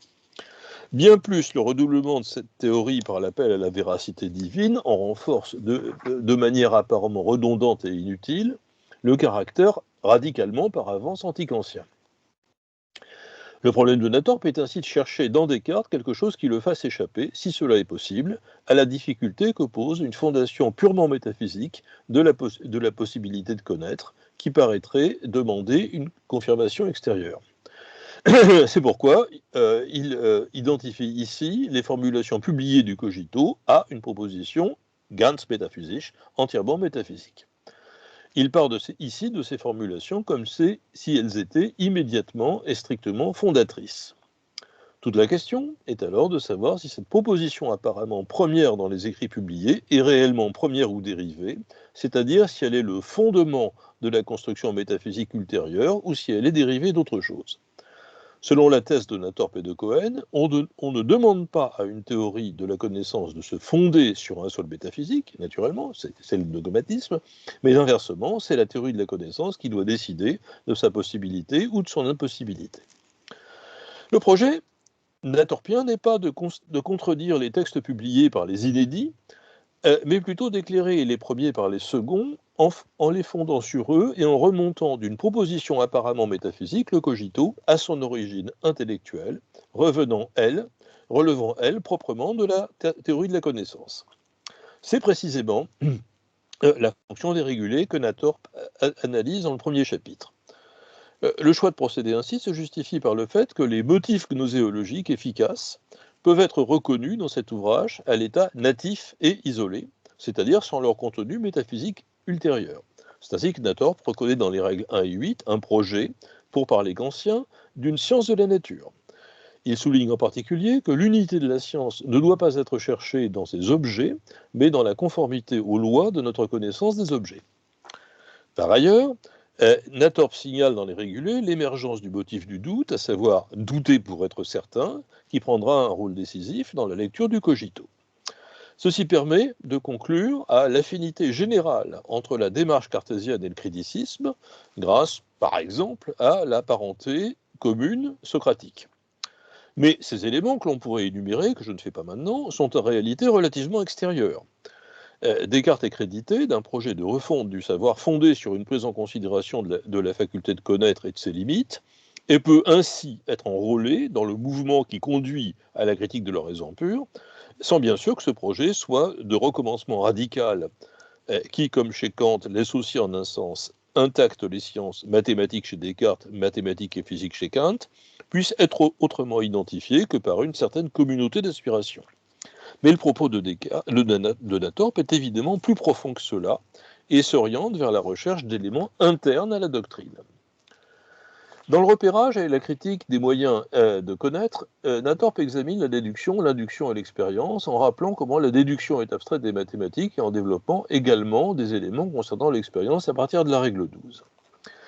Mais le concept, je passe un peu, le concept le plus important pour la suite est celui de l'intuitus. En effet, à partir de celui-ci, Nathorp passe d'une description d'affinités et de rencontres passablement extrinsèques à une analyse portant sur les concepts relevant de la mise en relation possible de Descartes avec l'Erkenntnis théorie. Point B, l'intuitus et la synthèse. Je vais maintenant suivre de près le paragraphe consacré à l'intuition dans le chapitre 2 du Descartes Erkenntnis théorie. À son propos, Nathorp élimine en premier lieu tout point de vue psychologique ou métaphysique. Il souligne fortement l'unité purement spirituelle de la force connaissante à partir de la règle 12. Il s'agit, par l'intuition, de remplir le concept de pure conception de l'entendement, reine Verstandeinsicht, qui traduit le mentis pura et tatante non dubius conceptus qui a sola rationis luce nascitur, de la règle 2. Ce concept cartésien d'intuitus apparaît dans le texte cartésien sans aucune présupposition étrangère au souci de connaissance. C'est en ce sens que l'acte qu'il décrit est premier dans le processus non seulement des premières connaissances, mais aussi dans toutes les autres, puisque l'évidence intuitive est aussi requise de toutes les déductions, et que seuls ces deux actes, intuitus et déductio, ainsi naturellement que leurs dérivés, nous rendent capables de science. Mais la nature même de ce concept conduit naturellement Nathorp à le définir par rapport au couple conceptuel kantien, fondamental, le couple Anschauung-Begriff. Dès l'entame, Nathorp distingue ce concept pur de l'entendement cartésien du sens du mot Begriff dans l'opposition avec l'Anschauung. Pour le dire autrement, dans l'intuitus cartésien, il y a quelque chose d'analogue à l'Anschauung cartésienne, à commencer naturellement par le vocabulaire, Schauen, Intuiri, mais plus profondément par la compréhension des mathématiques et le maintien de leur intuitivité. Autre caractère commun avec Kant. Naturellement, on se serait attendu à une comparaison thématisée entre intuitus et Anschauung. Mais celle-ci n'a pas lieu d'être, puisque c'est à partir du seul entendement que Descartes la thématise, en éliminant, thématise non pas la comparaison, mais thématise l'intuitus, en éliminant explicitement les données sensibles et imaginatives dans la définition proposée dans la règle 3. En ce sens, Nathorp est conduit initialement à limiter très profondément la valeur kantienne des concepts gnoséologiques cartésiens. L'intuitus n'est pas seulement conceptuel et n'est pas non plus purement sensible. Il offre en quelque sorte une double réfraction et se rapproche tant de l'Anschauung par son mode d'être dans l'esprit que du Begriff par son origine dans le seul entendement. Ainsi, Nathorp peut conclure sur ce point, autant Descartes reconnaît-il l'intuitivité des mathématiques, autant ne parvient-il vraiment pas à une différenciation pleinement suffisante de la conception mathématique, de la conception purement logique, qui certes aussi doit reposer sur l'intellectus purus. S'il avait fait autrement, Descartes aurait atteint la distinction kantienne du sensible et de l'intelligible et le concept kantien d'intuition pure, ce qui lui est aussi bien étranger qu'à Locke et à Leibniz. Toutefois, nous n'avons ici que des déterminations négatives. Nous savons certes que l'intuitus, bien que conceptuel, n'est pas en opposition avec l'Anschauung, et que, en tant que concept de l'entendement, il peut s'étendre à la fois au contenu conceptuel et intuitif, tel que Descartes les reconnaît. Pour comprendre alors la signification complète du terme chez Descartes, Nathorp prend en considération la théorie des natures simples de la règle 6 et de la règle 12 en la rapportant au processus de connaissance, par le rappel des genres de nature, corporelle, spirituelle ou commune, et note que ces éléments sont connus par soi, sans aucun risque d'erreur, puisqu'il n'y a pas de jugement. On peut signaler au passage que Nathorp semble, pour une fois, traduire intuitus par Anschauung, page 17. Mais précisément, le jugement apparaît dans la liaison des natures, qui, comme on le sait pour Descartes, est nécessaire ou contingente. Rappelons les exemples cartésiens donnés de la règle 12 tels que Nathorp les rappelle. La figure est liée nécessairement à l'étendue, le mouvement est lié nécessairement à la durée, au sens où l'on ne peut pas penser le premier terme sans le second, même si le second sans le premier reste possible. Autre exemple sur lequel on reviendra, la proposition arithmétique 4 plus 3 égale 7. Il n'y a rien à dire évidemment sur les liaisons contingentes comme le corps est animé, l'homme est habillé. Mais tout le sens de l'analyse nattorpienne est exprimé par cette proposition. C'est cependant sur les liaisons nécessaires que repose toute conception véritable, c'est dans celle-ci que nous avons à reconnaître le sens ultime de l'intuition. Reste alors à examiner le statut de ces liaisons nécessaires et leur valeur gnoséologique. En première apparence, l'expression cartésienne par laquelle on conçoit cette liaison, telle qu'elle est exprimée par la règle 12, dicibus quarto, elle est nécessaire quand l'une est impliquée de manière confuse dans le concept d'une autre. Cette définition semble nous orienter vers une compréhension analytique de cette liaison si l'on pense qu'un terme, par exemple l'étendue, est confusément contenu dans l'autre, par exemple la figure. Le travail de l'analyse pourrait être la simple distinction conceptuelle. Nathorp oppose à cette idée deux éléments, l'un cartésien et l'autre kantien, à savoir, pour le premier, que la liaison nécessaire chez Descartes concerne dans tout jugement plusieurs concepts, c'est-à-dire des concepts simples différents, et que ces concepts, comme ces concepts le sont en effet pour Descartes. Un concept n'est pas contenu dans l'autre, ni les deux ne sont contenus dans un troisième. Par là, la liaison nécessaire cartésienne correspond pour Nathorp à la définition que Kant donne de la synthèse dans l'introduction de la critique, de la raison pure. On rappelle que Kant indique dans l'introduction que l'on parle de jugement analytique lorsque la liaison du sujet au prédicat est conçue par l'identité, même si celle-ci n'est qu'apparente, mais lorsque la liaison est conçue sans identité, alors le jugement est synthétique. C'est cette définition que Nathorp donne à l'appui de son interprétation de la liaison nécessaire chez Descartes, telle qu'elle est conçue sans identité.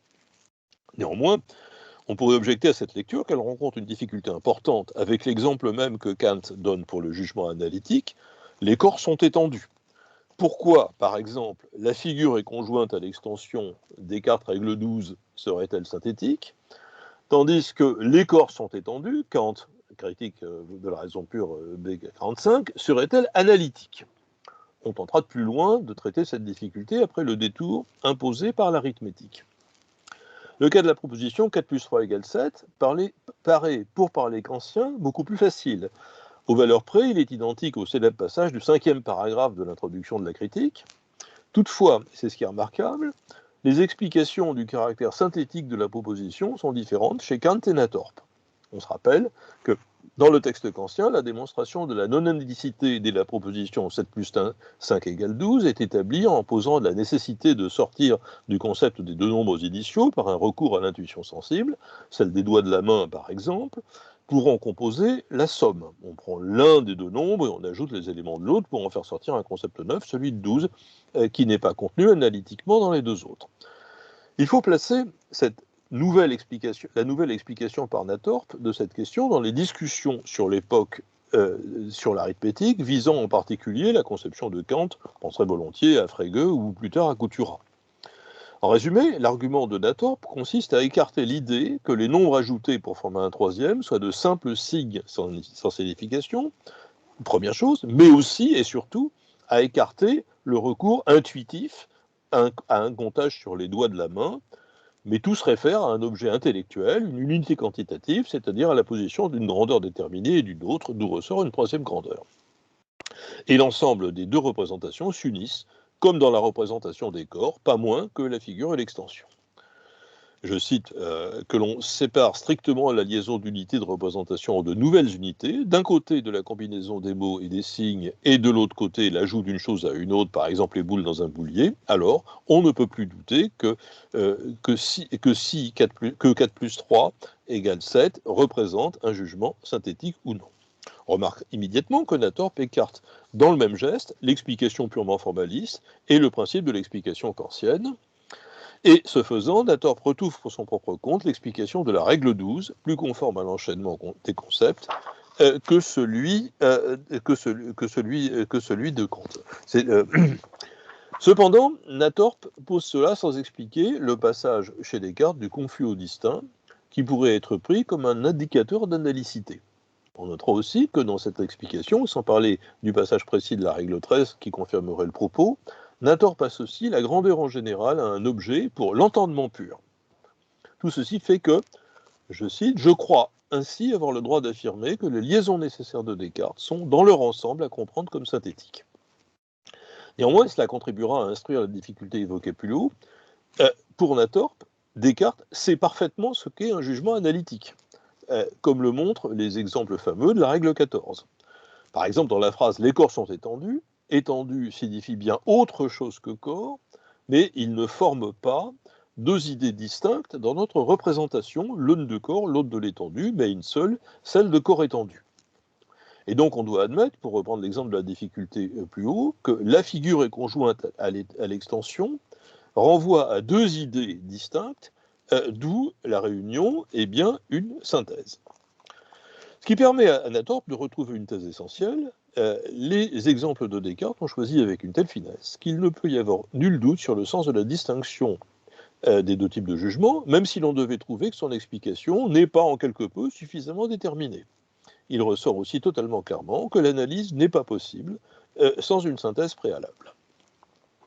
La conclusion qui ressort de cette analyse est ainsi que Descartes conçoit, en accord total sur le fond avec Kant, la fonction la plus originaire de la connaissance comme synthèse a priori. Certes, Descartes n'en produit pas la déduction comme Kant, mais cela permet à Nathorp de conclure par rapport à toutes les tentatives de fonder les connaissances contemporaines que, je cite, on peut affirmer que dans les règles, il y a effectivement les premiers fondements sûrs d'une fondation tenable du rationalisme, considérée selon la théorie de la connaissance et non ontologiquement. Deux remarques pour conclure ces remarques sur l'analyse dérégulée, sur l'analyse du premier chapitre. D'une part, le concept cartésien d'intuitus est irréductible à chacun des éléments délimités par Kant. Il n'est pas purement concept, même s'il est le fait de l'entendement pur, et il conserve quelque chose de l'intuition au sens de l'Anschauung, mais pas seulement. Comme on l'a indiqué, si Descartes avait bien observé cette distinction, Descartes aurait atteint l'intuition pure, mais comme on l'a vu, il ne l'est pas fait plus que les autres penseurs classiques. On voit aussi que Nathorp ne cherche pas, en général, à forcer le sens du texte cartésien pour pousser à une identification des thématiques internes à la théorie de la connaissance entre les deux auteurs, et même qu'il manifeste une certaine prudence. Et au passage, on note ici que son explication de la synthèse en arithmétique, tout au moins, est plus fidèle à Descartes qu'à Kant. D'autre part, même si Descartes rompt, comme Nathorp le rappelle, avec les catégories de lettres, il ne pense pas non plus ni le système des catégories, et encore moins celui des principes, etc. Le seul point de kantisme avant l'heure de Descartes réside uniquement dans la compréhension des premiers principes comme des jugements synthétiques a priori. Ce sont donc non toutes les intuitions, puisque les natures simples sont connues par intuition et ne comportent aucun jugement, mais l'intuition des liaisons nécessaires, seul moyen de comprendre une extension réelle et rationnelle de la science, contre donc la pure analyse logique mise tant par Descartes que par Kant au second plan, et aussi contre le pur empirisme, par l'absence de concept a priori. Il est temps de venir, après cette longue préparation, au point du cogito, tel que le Nathorp l'analyse dans le second chapitre. Pour comprendre l'originalité de la démarche nathorpienne, il faut sans doute rappeler que certains des points qu'il établit, je ne sais si c'est pour la première fois, ou moins aussi nettement, mais cela n'importe pas, sont pour les lecteurs d'aujourd'hui de relative banalité. Ainsi, le rejet de la lecture syllogistique du cogito n'apprendra rien à personne, à supposer que ça ait pu le faire un jour, mais comme on voit, Kant l'a pratiqué à lui-même. Toutefois, la question de la nature de la proposition cartésienne n'est pas suffisamment élucidée en rejetant la forme syllogistique. Il s'agit bien d'une Folgerung, d'une conséquence, dont on doit se demander si elle est une proposition analytique ou synthétique. Compte tenu de ce qui a été dit précédemment, et en considérant que les écrits publiés continuent d'utiliser les éléments méthodologiques mis à jour à l'état natif dans les règles, ce que Nathorp répète sans cesse, il n'est pas mystérieux que Nathorp doive conclure au caractère synthétique de cette proposition.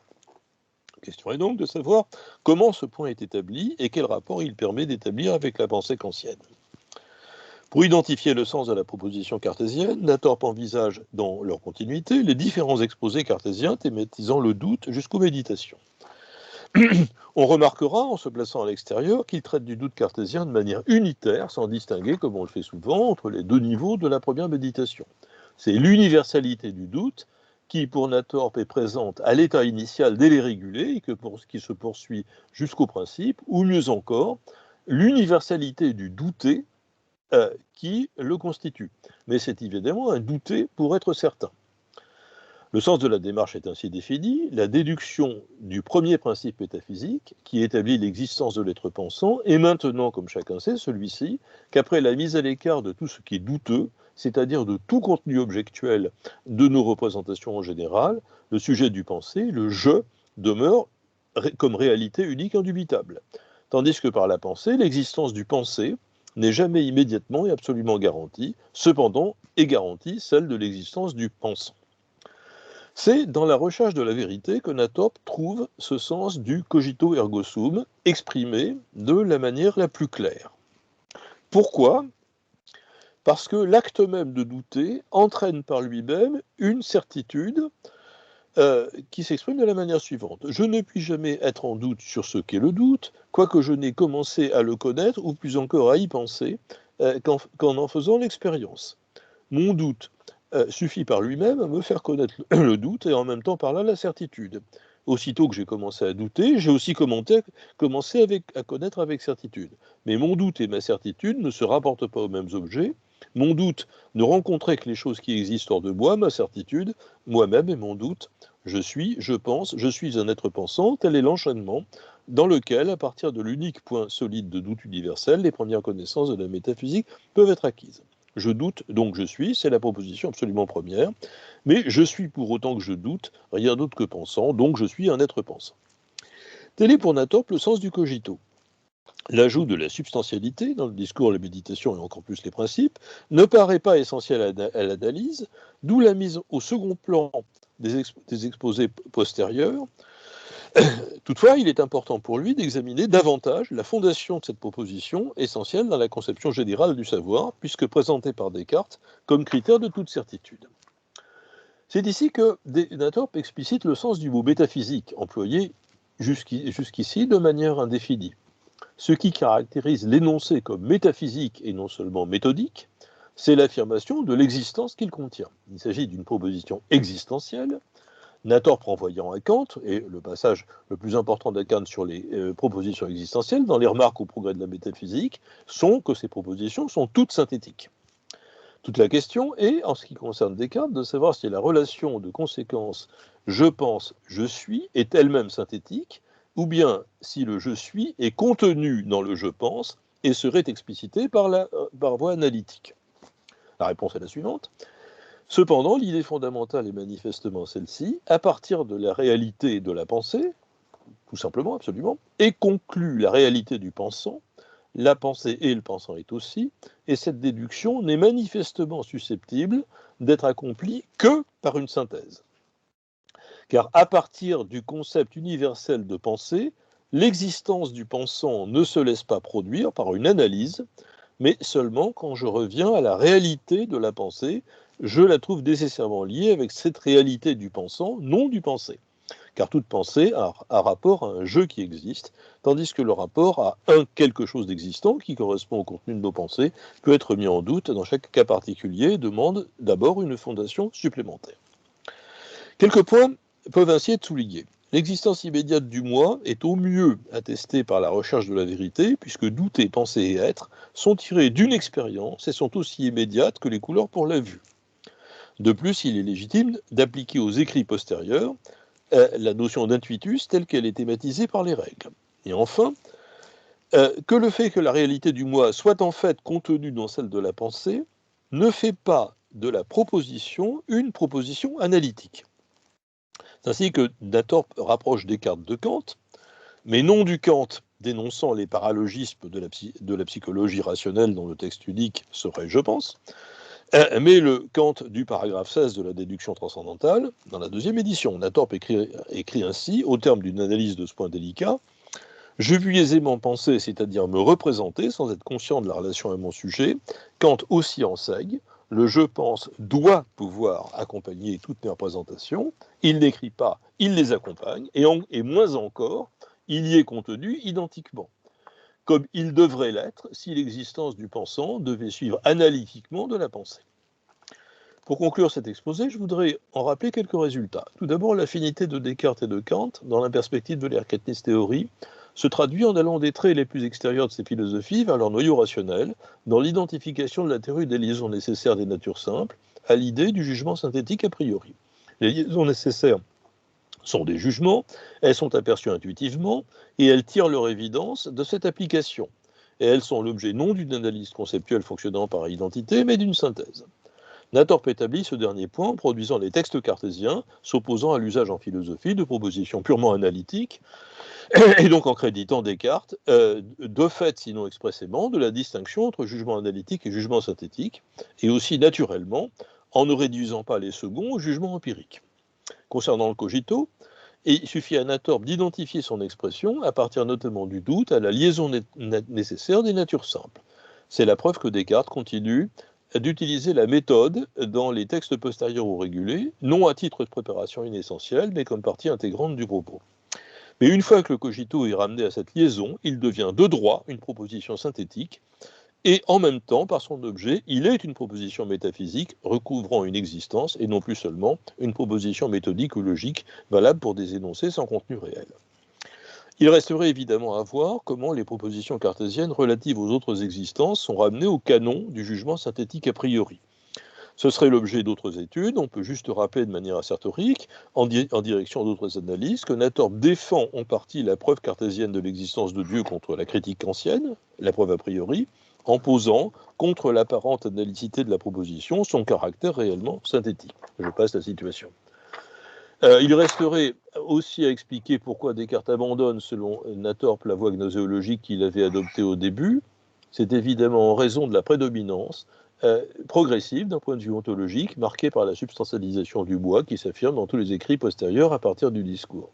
Mais c'est l'affaire d'autres travaux. Et toutefois, comme en droit, l'abus d'un principe ne supprime ni le principe même, ni son usage correct. C'est ce qui permet à Nathorp de dire dans l'examen d'un jugement porté sur Descartes par Joseph Baumann, auteur d'un ouvrage sur l'espace et le temps dans la philosophie moderne, je cite, et je finis là-dessus, « J'ai tenté de montrer que pareillement, quelques-unes des propositions plus importantes de Descartes ont leur fondement correct dans la théorie de la connaissance et ont été comprises par lui originairement en un sens gnoséologique, bien que lui-même n'ait pas respecté exactement les limites et qu'il les ait utilisées ontologiquement en contredisant leur déduction. » Voilà, je vous remercie. Merci à toi, Frédéric, pour cette très riche communication, vraiment formidable. J'ouvre le débat en laissant le jeu à Mathias pour la dernière fois. Alors, vous pouvez utiliser la fonction de la main, comme nous avons déjà fait. Et alors, je peux voir déjà une question de Monsieur Di Bella et il y a une question de Madame Belgioioso. Non. Si, c'est moi. Oh, ah, oui. Si. Et alors, je pense que nous pouvons laisser la parole à Monsieur Di Bella. pour conclure Oui, oui, oui. avec... Merci, and all talks were very stimulating, but I leave in myself only a question to Nick's stand. And I found very, very convincing your analysis of the note of Kant's note on the cogito, and also the fact that in a way Kant, as a matter of fact, captures maybe the Cartesian, the deep Cartesian sense of cogito. And you quote also, you have quoted in your paper also this paragraph 25, where there is this expression which always fascinated me when Kant says that in the transcendental perception, I'm conscious, das ich bin. Das ich. And so my question is, what do you, how should we understand the sense of this being, of the being? Because I understand that we should not take it in the sense of the category, in the sense of the Dasein, but I ask you if you can explain a bit your, because it seems to me that in a way in your reading of the note of the paralogism, it also contained an interpretation of this claim of 25, no? Maybe in the sense that in the sense of this identity of the Ich denke and of the Ich bin, but I would like to hear from you something more. That's a great question. I was originally going to talk about that more in my presentation, but then I thought maybe for this audience, it would be better to connect things closer to Descartes. I just want to say from the outset, this is a place where I think Kant doesn't actually have an ultimately coherent view, because he says very clearly that there's two kinds of being. There's two meanings of being. There's the predicative meaning of being, where a predicate is predicated of a subject, and there's the what I'll call the existential or the absolute positing meaning of being, where what you posit is an object falling under a concept. Now, in I am, that cannot be the predicative notion of being, because that's precisely what he complains about in his misreading of Descartes. I'm not predicating existence of some subject, I, and it can't be the absolute positing meaning of being, because I is not a concept, okay? So now you asked about the relation to the category. I'm someone who thinks that there are the categories as they're used to cognize objects in space and time, and then there's a more general, purely logical meaning of the categories that we can use and must use to think about things in themselves. So you might think, oh, what I am means is I absolutely posit myself as a non-spatiotemporal thing that thinks. Now, I think Kant does engage in a kind of absolute positing. There is a thing that thinks these thoughts, but that can't capture the I am, because I isn't a concept, right? Substance that thinks is a concept. You can absolutely posit some non-spatiotemporal thing that thinks, but that can't be what I am is. So this is, I mean, this is why I didn't talk about it at the end of my presentation, because it really connects Kant more with later German idealism. I think this means that Kant's entire theory requires not just relative being, or relative positing, and existential or absolute being, there has to be a kind of being that's prior to either of those that makes possible the cognition of either of them that's expressed in I am. Mm-hmm. And that's exactly what Fichte and Schelling go on to say. Yeah, he says that it is the act of determining myself in a way, no? This. Yeah. Yeah. Thank you. Thank you. Thank you for the question. Alors, nous pouvons passer à la question de Monsieur Agostini.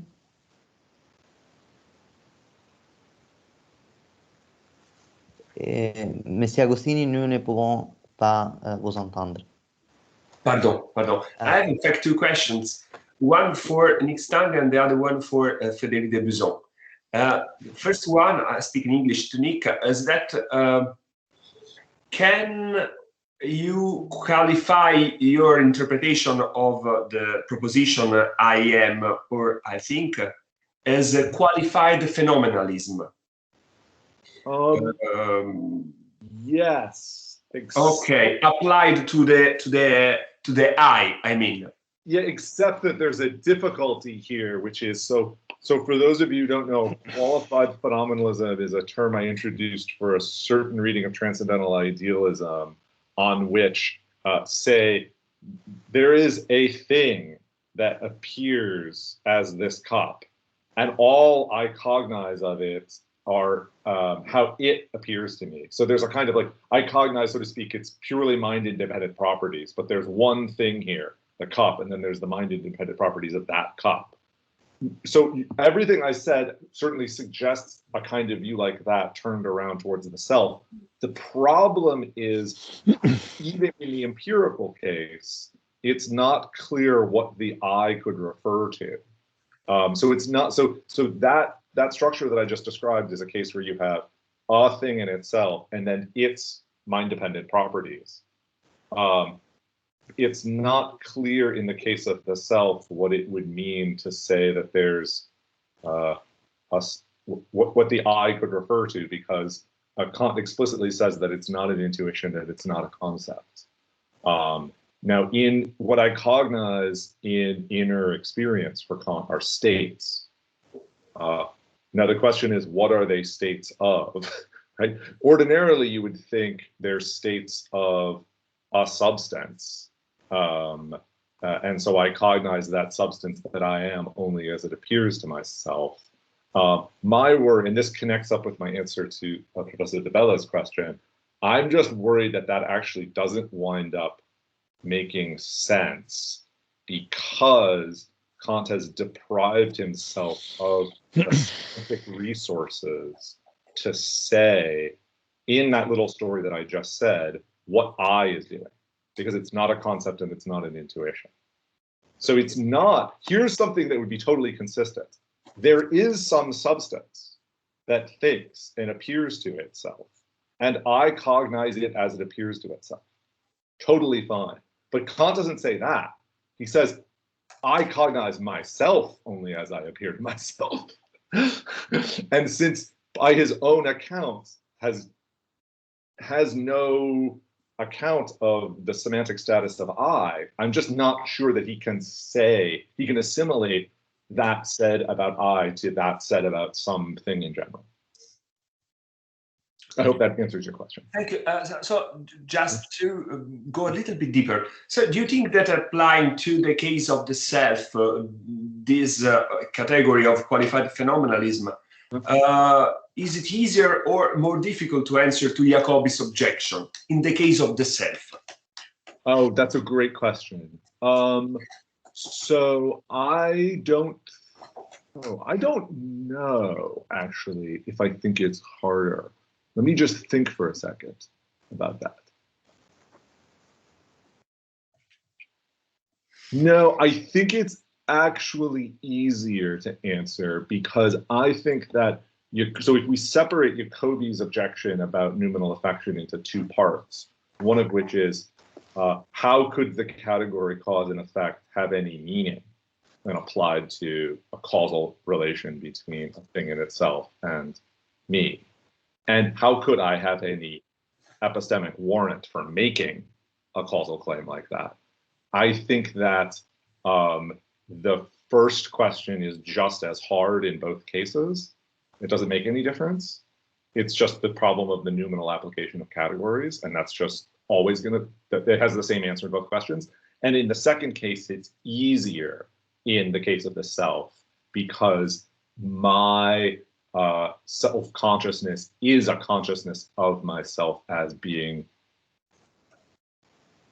I guess I think it's the same for the reasons that I was talking about. I think that my affection of myself and my affection by an external object are not really metaphysically separable from one another. So if I have epistemic warrant for claiming that I'm being affected by an external object, then I have epistemic warrant for claiming that I'm affecting myself or appearing to myself. So that's a great question. So I did a little philosophy. I rethought my answer halfway through. I think the answer to the Jacobi question in the case of inner affection and the answer to the Jacobi question in the case of outer affection are going to be one and the same. But thank you. That's a great question. Thank you, Nick. Et la question pour Frédéric est la suivante. Il y a eu une interprétation aux États-Unis à propos de la cinquième méditation, selon laquelle la contenance des propriétés dans les essences ne serait pas une contenance analytique, mais il s'agirait d'une contenance synthétique, pas loin des jugements synthétiques a priori de Kant. Celui qui avait proposé une telle interprétation était Walter Heidelberg, dans un article intitulé justement The Fifth Meditation. Il me semble toutefois que dans l'interprétation néo-kantienne de Descartes, selon la catégorie des jugements synthétiques a priori, il n'y a aucune référence au texte de méditation, ou je me trompe. C'est-à-dire il est entièrement fondé sur la notion d'inclusion des règles. N'est-ce pas, Frédéric? Alors, merci pour la question. J'avoue que je ne connaissais pas cette interprétation de la cinquième méditation. J'irai voir le texte. Alors, peut-être dire au moins deux choses. La première chose, c'est qu'effectivement, dans le Descartes Archantis Theory, il n'y a pas d'analyse des contenus mathématiques, des contenus ni mathématiques ni plus généralement conceptuels de la cinquième méditation. En même temps, la preuve de Dieu que Nathorp qualifie de preuve synthétique, c'est bien la preuve ontologique, donc c'est bien la preuve de la cinquième méditation. Donc au fond, il y a deux moyens, en réalité, me semble-t-il, de comprendre qu'une proposition est synthétique. Soit on le prouve directement, c'est-à-dire soit on prouve directement que le concept A n'est pas contenu et dérivable du concept B par identité, soit on peut l'établir en quelque sorte par l'impossibilité de comprendre une preuve analytique. Et d'une manière générale, il y a, je veux dire, on peut, ça, la différence par exemple avec un auteur comme Leibniz est absolument manifeste. Il n'y a jamais chez Descartes l'idée du moindre progrès en mathématiques par des jugements, par des expressions purement analytiques. Il n'y a jamais de démonstration. Au contraire, toute démonstration de type euclidien qui pourrait se ramener à la démonstration de l'inhérence d'un prédicat dans un sujet, toute démonstration de type euclidien est chez lui considérée comme un travail de seconde main, l'exposition de quelque chose qu'on a déjà trouvé. Et donc, il me semble que je veux dire que si on prend les propositions mathématiques, que ce soit, disons, dans les vraies mathématiques de Descartes, c'est-à-dire dans la géométrie, dans les textes de mathématiques, ou la manière dont il parle de la mathématique dans la cinquième méditation, que ce soit dans tous ces textes, nous avons affaire à des jugements qui augmentent la connaissance, même si j'ai l'impression de les retrouver comme dans l'anamnèse du Ménon. Mais je crois qu'il y a ici quelque chose. Mais j'augmente ma connaissance. Et je vois le critère, au fond, peut-être le plus fondamental entre l'analyse et la synthèse, que cette synthèse soit a priori ou a posteriori, le critère le plus fondamental, c'est l'augmentation ou non de la connaissance. Or, de fait, dans les mathématiques cartésiennes, à quelque niveau qu'on les prenne, nous avons des propositions qui augmentent les connaissances, c'est-à-dire qui ajoutent des éléments à des concepts. Or, mais je pense que il faudrait. J'ai pas du tout parlé du concept ni du concept de mathématiques dans une forme développée, ni du concept de nature. Mais au fond, Nator prête à Descartes une conception de la nature à peu près identique à la sienne, c'est-à-dire l'ensemble des phénomènes en tant qu'ils sont soumis à des lois. La question de l'origine des lois est peut-être serait évidemment très différente, mais nous avons aussi une conception qui peut être considérée au filtre, je rappelle, de l'analyse et de la synthèse comme tout à fait différente. Voilà, au fond, ça revient à dire que dans les conceptions des mathématiques du XVIIe siècle, Descartes n'est pas du côté de Leibniz. Voilà, on va dire les choses comme ça. Si j'ai ajouté une toute petite chose, je pense qu'il y a quand même un problème de superposition de l'opposition, de la couple oppositionnelle kantienne, analytique, synthétique a priori avec la cinquième méditation.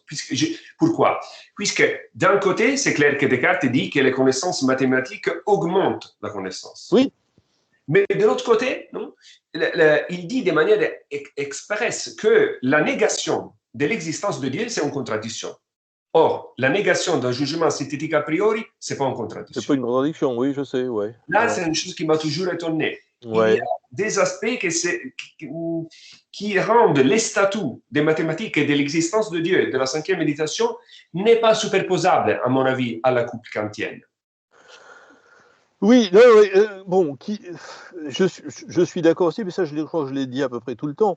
Il n'est pas du tout possible de superposer l'intuitus cartésien ni au Begriff, ni à l'Anschauung. Ça, je veux dire, Nator n'a jamais essayé de faire ça. En revanche, ce qu'il essaye de considérer, c'est des jugements qui augmentent notre connaissance, et ce, de manière nécessaire, les fameux jugements synthétiques a priori, mais avec toutes les difficultés qui sont liées au fait qu'il n'y a pas l'esthétique transcendantale, qu'il n'y a pas le système des catégories, etc. etc. Enfin, il y a, donc que ça, effectivement, et bon, je me suis, après tout, Descartes présente bien, est tout à fait capable de présenter de manière analytique, je vais dire les termes, excusez-moi, mais les termes s'inversent complètement, mais on peut dire que, je veux dire, du point de vue dans lequel je me suis placé, les rationnes des secondes réponses sont analytiques.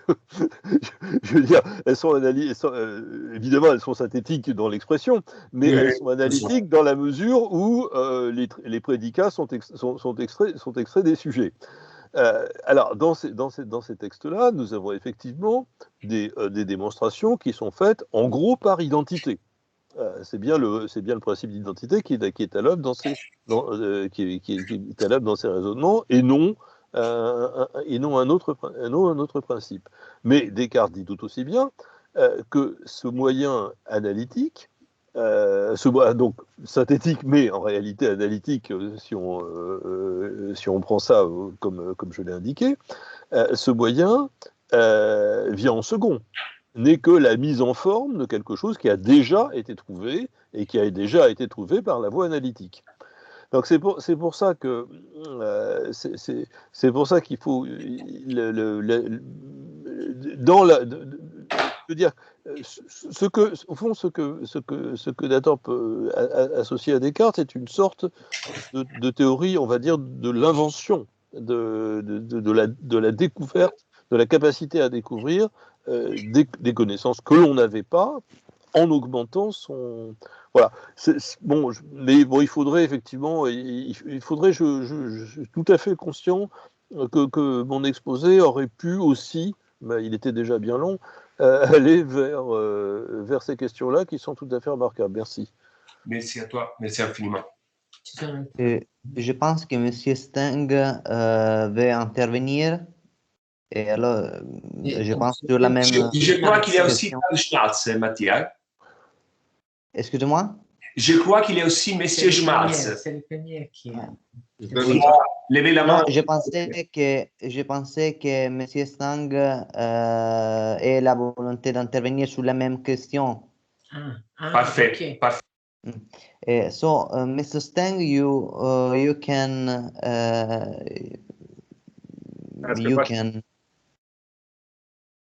Can I have a question for Des? Can you hear me? It's okay, Nick.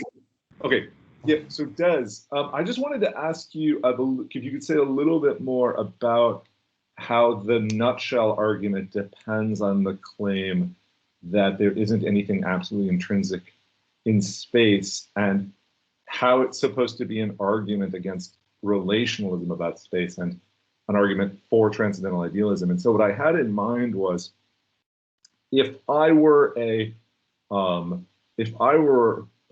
the idea of the nutshell argument, as you explained it, is a continuous space doesn't provide its own metric. So there's no metaphysical difference between the real world and the sort of shrunken world in which the universe fits into a nutshell.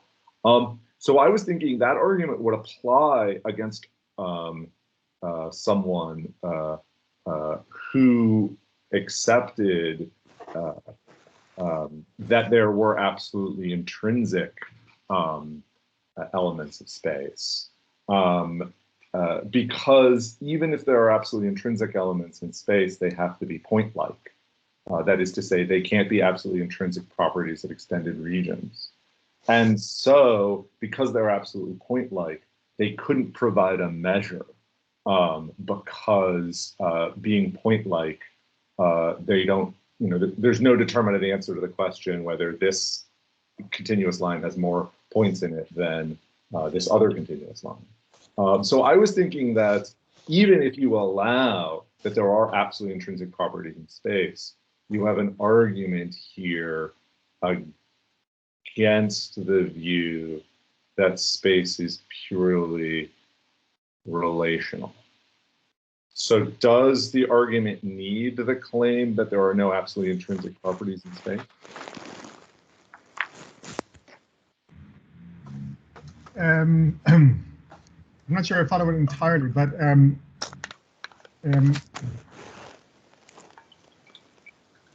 Kant does not think that there could be a constitution of the spatial continuum from points. So he will treat the geometrical points that you were talking about as simply limits of space. So from his perspective, not the kind of things that could have intrinsic properties. I know, but this has to be, how could this be an argument against, I mean, I know that Kant thinks that, but if I were someone who believed that there were absolutely intrinsic properties in space, I would have to believe in points. So it has to be an argument against the person who believes in points. And it seems like it's a good argument against someone who believes in points. Namely, even if there were absolutely intrinsic properties that were instantiated by points, that wouldn't ground an intrinsic metric for the whole thing because those things are only point size. Sorry about there's a street festival outside, so it's like loud music coming in.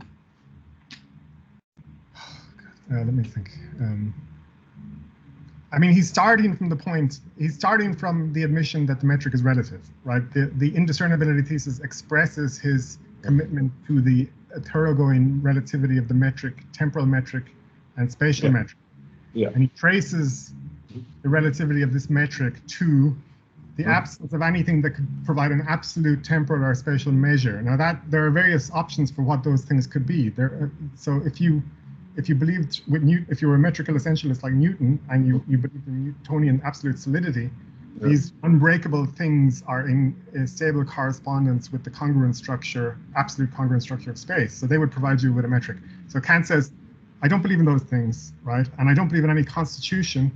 So basically, he's arguing backwards from agreement about relativity of metric to what for him it shows. What it shows for him is that there's no compositional bases of space and time. Right? Couldn't the relationalist express that fact for him? Why couldn't the relationalist just say, yeah, there's no metaphysical difference between this world and a shrunken world? That doesn't mean that space is ideal. It just means that it's relational. Those two different worlds, the actual world and the nutshell world, are not two different worlds. They're basically like a Leibniz shift. There's two kinds of relationalism, right? There's an actualist relationalism, according to which you build up space from the relations of contiguous parts of matter, from part to whole. And then there is a modal relationalism, according to which you can appeal to possible paths of things, in which case you have a structure which precedes the parts. Kant starts off interpreting Leibniz as an actualist relationalist in 1768, and he realizes when he gets his hands on the De Bos correspondence and the new essays that Leibniz is in fact a modal relationalist, that he doesn't build up the structure of space from contiguous parts of matter from part to whole. I have a paper coming out in the Philosophical Review in July. This is a good time to provide a plug for it because it addresses a lot of these issues. Okay. It's too much to go into here, I would say. Okay. I mean, it's the central topic of your paper, but that's fine. Well, it's fine. If you don't have answers, you don't have answers. That's fine. I don't see the. I think you misinterpret the structure of the argument. The argument is Kant says that metrical relativism implies idealism. We have to understand why. And my answer is that metrical relativism is based on the lack of compositional bases, and it points, without these compositional bases, there can't be anything absolutely intrinsic. And he's got an argument, there must be something absolutely intrinsic that can't be in space and time. If space and time are real, there would be nothing absolutely intrinsic whatsoever, therefore space and time aren't real. That's the structure of the argument. Okay.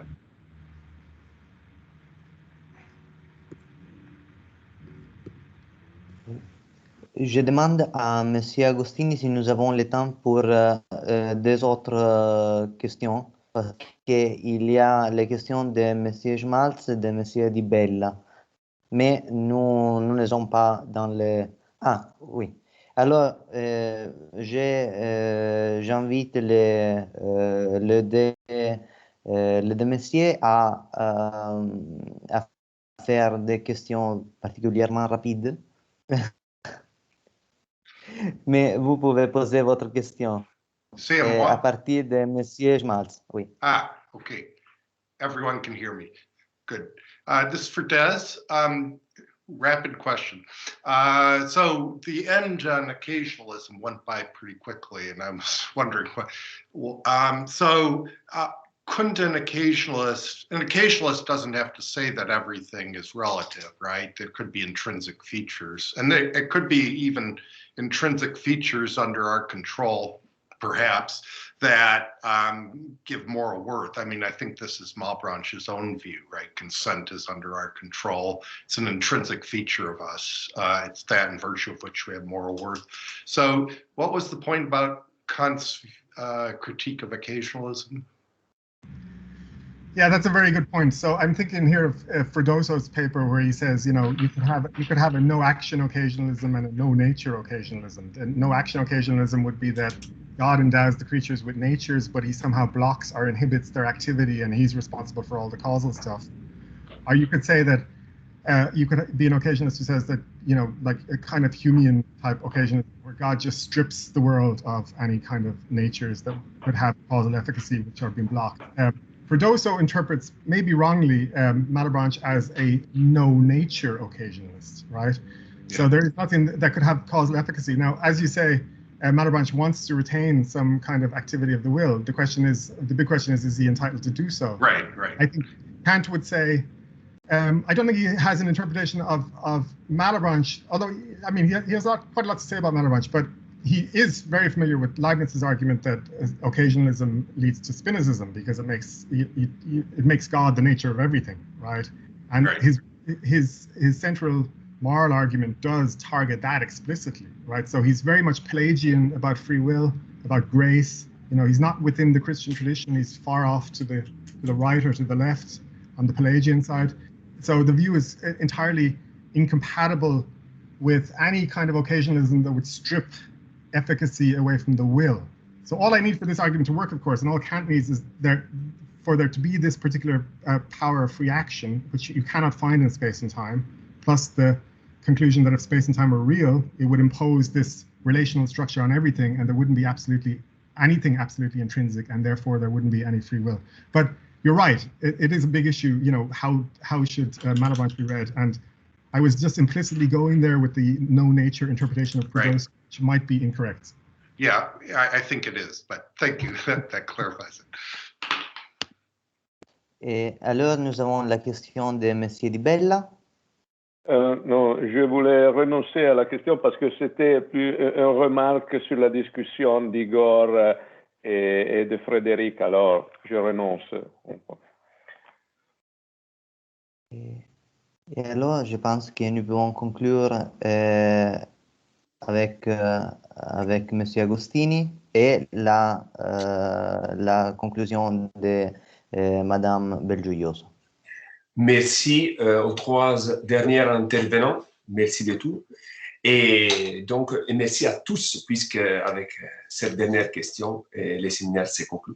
Il ne me reste que laisser la parole à Giulia Belgioioso, que je voudrais remercier infiniment pour être ici et pour avoir bien voulu participer et aussi prendre en charge la tâche qui n'est pas facile, en fait, de tirer des conclusions par rapport à des interventions aussi nombreuses et riches. Prego, Giulia, et grazie. Merci Igor, et merci aux intervenants parce que vraiment c'était des jours très, très intéressants et très riches.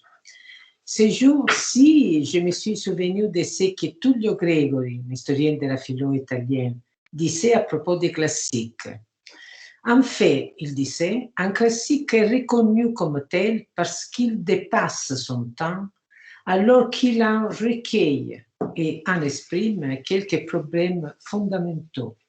C'est pourquoi il est continuellement revisité et on lui attribue de temps en temps des pensées qui ne lui fient pas, mais qui peuvent en quelque sorte se rattacher à lui. Hier et aujourd'hui encore, nous avons revisité, nous nous sommes promenés, si je peux le dire, dans les grands classiques, Descartes, Gassendi, Leibniz, Spinoza, Montaigne, Pascal, Malebranche, Kant, etc., etc. Mais nous avons aussi regardé quelques grands mineurs, Laforge, Cordemois, Crissellier, en quelque sorte Mersenne. Par faute de passion pour la question du sens de l'être, nous pouvons dire à cause d'un désintérêt pour cette question, Denis Cambouchenel a choisi de, je cite, relever dans les « je suis » la question du « je ». Il a d'abord libéré le jeu de l'ombre des soupçons, les interprétations de Lichtenberg, Schelling, Nietzsche, etc.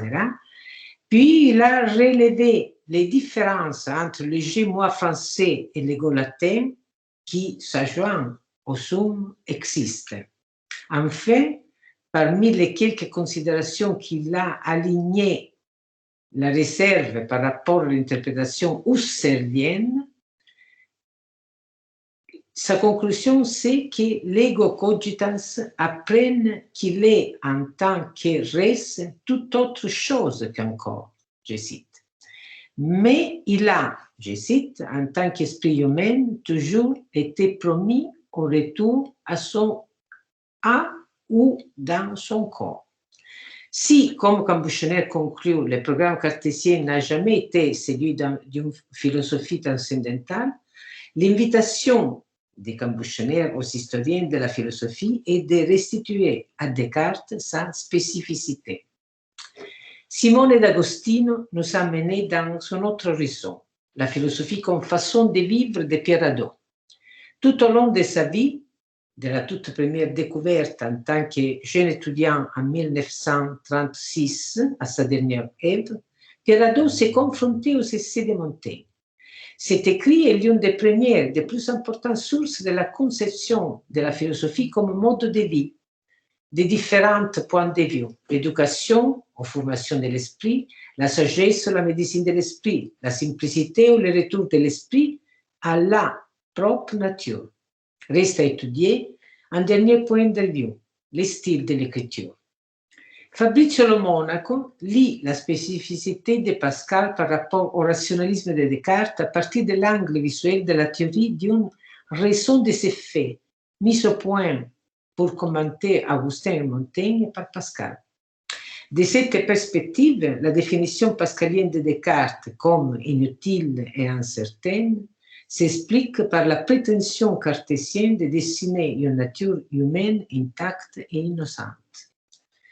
D'une analyse ponctuelle des textes, Daniel Garber s'est servi pour montrer que la base de la conception de Spinoza de l'être humain et de tout autre individu est conatus, l'effort vers la préservation de soi.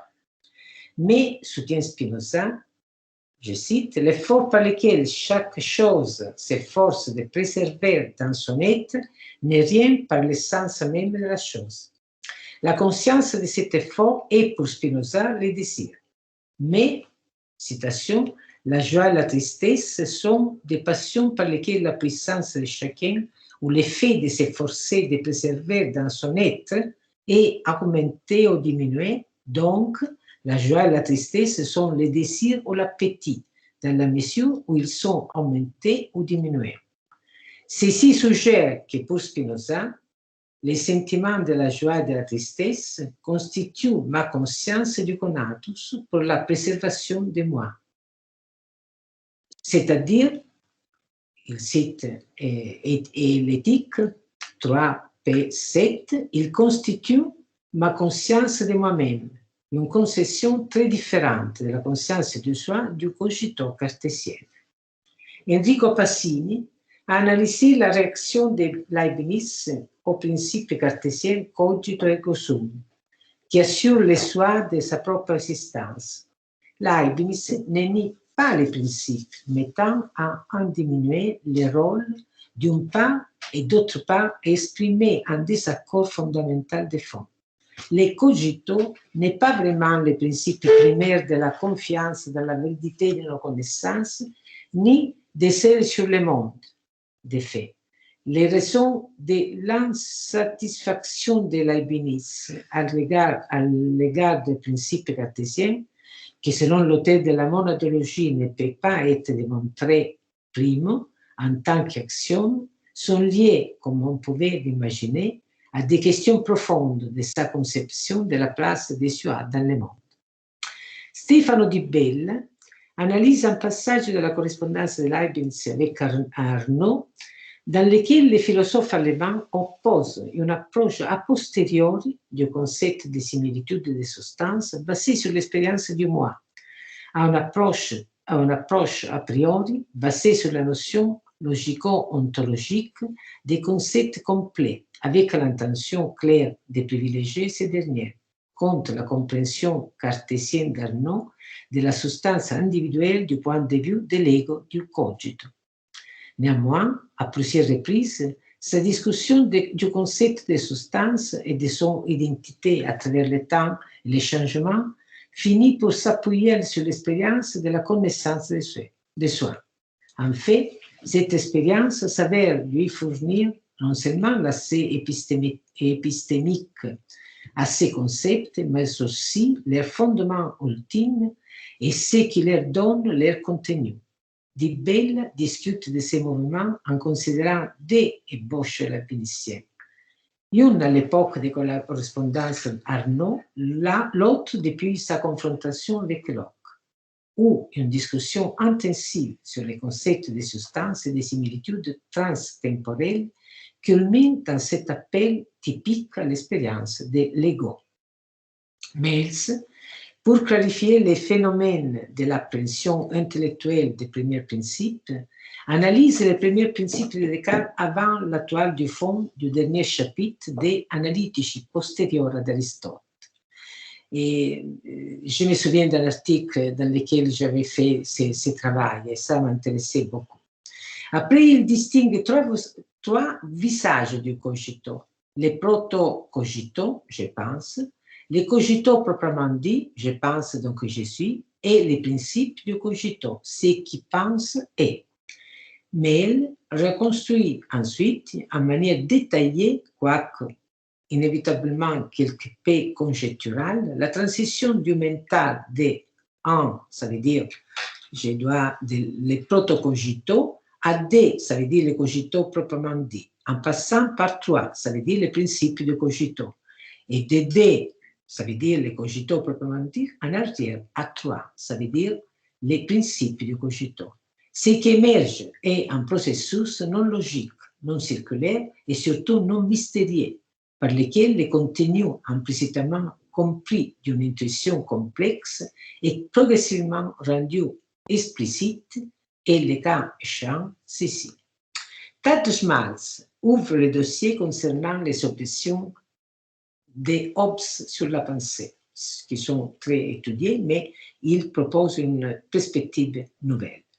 Il montre que rien que certain, à la suite de Descartes lui-même, aille affirmé que cette critique implique un appel dogmatique au matérialisme. Un commentateur a récemment affirmé qu'au moment où il présente sa critique, Hobbes n'était pas encore un matérialiste engagé. En répondant à cette affirmation, Schmalz a analysé un argument dans Hobbes à peu près à l'époque de cet échange avec Descartes, qui prend en compte matérialiste de l'esprit pour dériver de la prémisse que ce qui existe doit être situé quelque part. Schmalz souligne qu'une telle prémisse n'était pas exclusivement liée au matérialisme, et en fait a été adoptée par Moore, qui a défendu une version du dualisme contre Hobbes.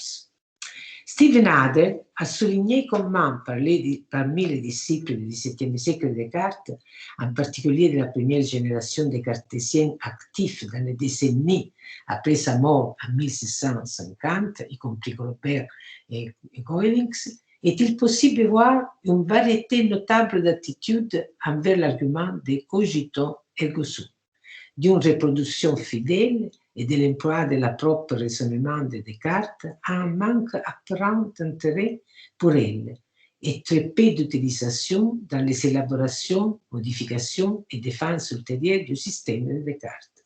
Nader s'est penché en particulier sur trois grands cartésiens français des années 1660 et 1670, Laforge, Cordemois et Malebranche. Giuliano Gasparri souligne que Gassendi consacre un important effort spéculatif à l'enquête sur les sujets de l'entendement. D'une régie de l'approche méthodologique inaugurée par Descartes pour définir sa propre notion d'ego cogitans, jusqu'à l'affirmation de l'existence d'un esprit séparable de la matière, individuelle et immortelle.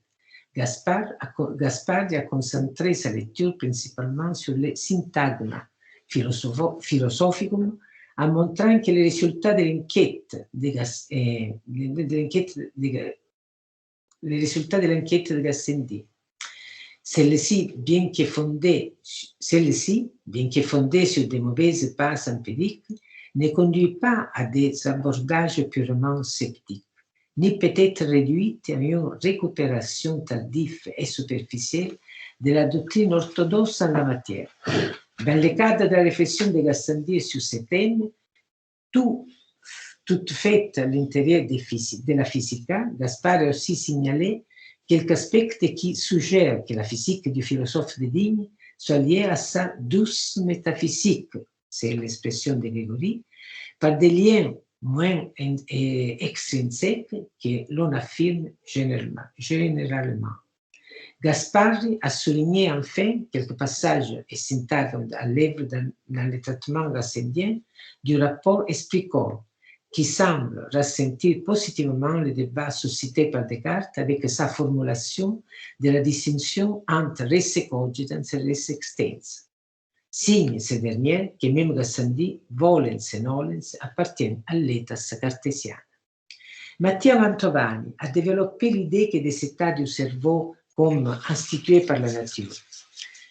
L'analyse de Mantovani est diachronique et menée aussi par une comparaison avec les théories scolastiques.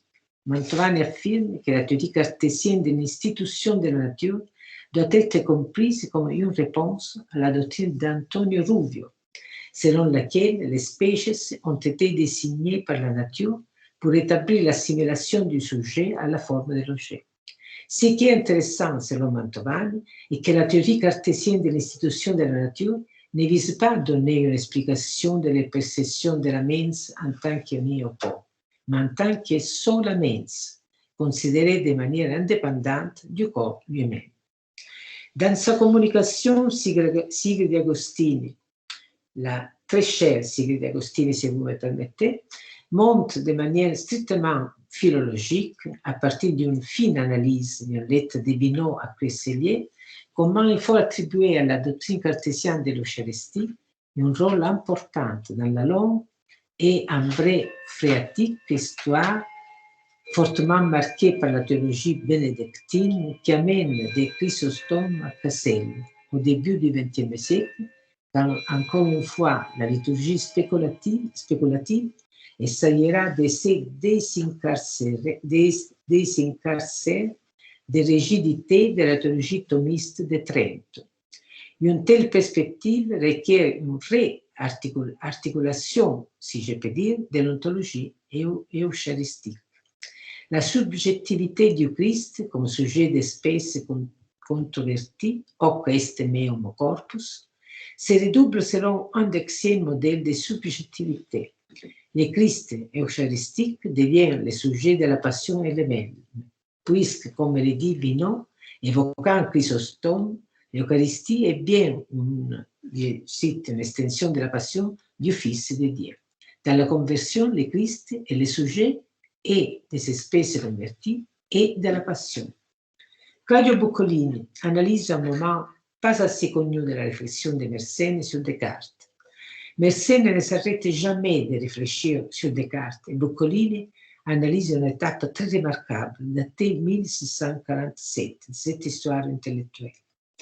Il nous restitue une très intéressante discussion de Mersenne dans son projet théologique qui utilise la philosophie, notamment la philosophie cartésienne, sur la distinction cartésienne dans les sixièmes réponses entre unité de composition et unité de nature, en utilisant les cadres conceptuels cartésiens pour l'explication du mystère des rapports des trois personnes dans l'unité de l'essence divine de la circulation péricorèse. La présence réciproque du Père dans le Fils et vice-versa est expliquée en recourant au rapport entendement-volonté et au concept et au lexique cartésien des substantia cogitans, sans recourir au concept classique des relations. L'intéressant exposé d'Elisa Shapiro doit être encadré dans son projet d'un livre qui vise à montrer comment les nouveaux arguments pour la rationalité et l'éducation des femmes dans le XVIIe siècle prolongent en même temps critique la conception cartésienne de la mens et de cette manière, pas seulement, développe cette conception, mais démontre aussi que la prise de position sur la nature de la pensée et de la rationalité se lie de manière étroite à des positions philosophiques concernant l'éthique et la politique. L'analyse de Shapiro se développe selon celle que je n'hésiterai pas à qualifier comme une analogie. C'est le point de départ des projets de Descartes et la fausseté de notre croyance habituelle dans le domaine de la connaissance. L'objectif polémique de Paulin de la Barre ne sont pas les croyances épistémologiques, mais l'inégalité des sexes. Alberto Frigo nous a proposé une analyse d'une vingtaine de lignes de l'essai sur l'origine des connaissances humaines de Condillac, tiré de l'avant-dernier paragraphe du chapitre de la perception, de la concession, de la conscience, de l'attention et de la réminiscence, qui se lie en ouverture de la section seconde de la première partie de l'ouvrage. Frigo montre che l'opposition de la mémoire, Sono le ore 21. de la mémoire et de la réminiscence s'étompe à partir du traité des sensations. D'une part, Condillac retrouve une conception plus traditionnelle de la mémoire comme attention portée à une perception passée qui persiste. Donc, une sensation transformée dans la figure d'une rétention d'une perception non plus actuelle et dès lors plus faible. D'autre part, le terme de réminiscence est désormais réservé à la doctrine platonicienne dont l'enjeu est de quelque façon mis en scène dans les premières lignes du dessin de cet ouvrage. Et c'est bien à des stratégies différentes que Condillac aura recours pour penser la seconde forme de reconnaissance.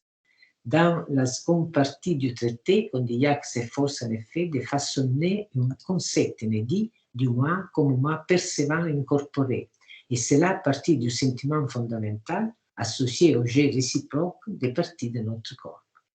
Nick Stang analyse la question du statut épistémique de la proposition « je suis ».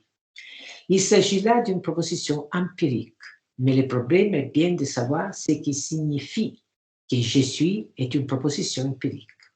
Stang affirme que l'existence dans la proposition « je existe » n'est pas la catégorie de l'existence actuelle, 11e catégorie. Mais alors, dans quel sens est-elle fondée sur une intuition empirique indéterminée ou, autrement dit, fait l'objet d'une perception déterminée? La réponse de Stang est qu'elle exprime une perception indéterminée, c'est-à-dire que dans ma connaissance, il y a de la matière qui en fait l'objet. Ce qui est très important est que la nature de l'existence que je perçois n'est pas une connaissance de moi comme chose qui m'apparaît et non pas d'une pure apparence. De ce point de vue, Kant est plus proche de Descartes de ce qu'il dit. Hogan analyse un passage que les spécialistes de Kant ont de manière presque incompréhensible toujours négligé. Il s'agit d'un texte de réflexion où il dit, je cite, « La preuve que les choses qui existent dans l'espace et dans le temps peut être aussi fondée sur le fait que le monde entier pourrait être connu dans une coquille de noix. » La signification du texte n'est pas claire, mais l'effort de Hogan est de la mettre en relation avec la problématique cruciale de l'idéalisme. Il est possible que Kant suggère là un argument pour l'idéalisme qui n'est pas le même par rapport à ce qu'on trouve dans la critique de la raison pure et dans les ouvrages publiés proposés dans ce livre. L'argument de Kant est une expression elliptique de l'argument pour la relativité inspirée par l'expériment de Luke Presley. Frédéric de Buzon, j'ai conclu avec Frédéric de Buzon, donc un grand chercheur, a étudié l'affinité de Descartes et de Kant dans la perspective de la théorie de la connaissance, s'est traduit en se déroulant des traits les plus extérieurs de ces philosophies vers les noyaux rationnels dans l'identification de la doctrine des règles, des leçons nécessaires de nature simple à l'idée critique du jugement synthétique a priori. Les leçons nécessaires sont en effet A. Des jugements en ce qu'elles mettent des termes en relation, B. Aperçus intuitivement, c'est-à-dire ici par l'application de l'entendement pur et non pas aidé par les sens ou l'imagination, C. Qui tirent les évidences de cette application, D. Et font l'objet non d'une analyse conceptuelle fonctionnant par identité, mais d'une synthèse. Natorp démontre ce dernier point en produisant des textes cartésiens s'opposant l'usage en philosophie des propositions purement analytiques et donc attribuant à Descartes de manière implicite la distinction entre jugement analytique et jugement synthétique et l'irréductibilité des seconds au jugement empirique.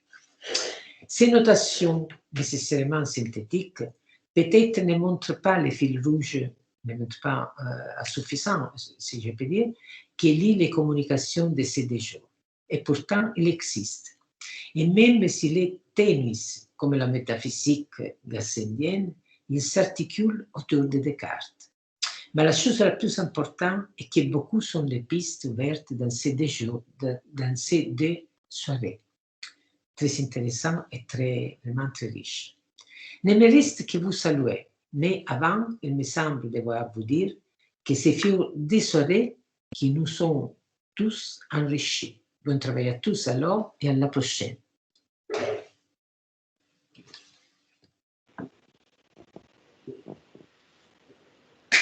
Grazie Giulia. Grazie Giulia.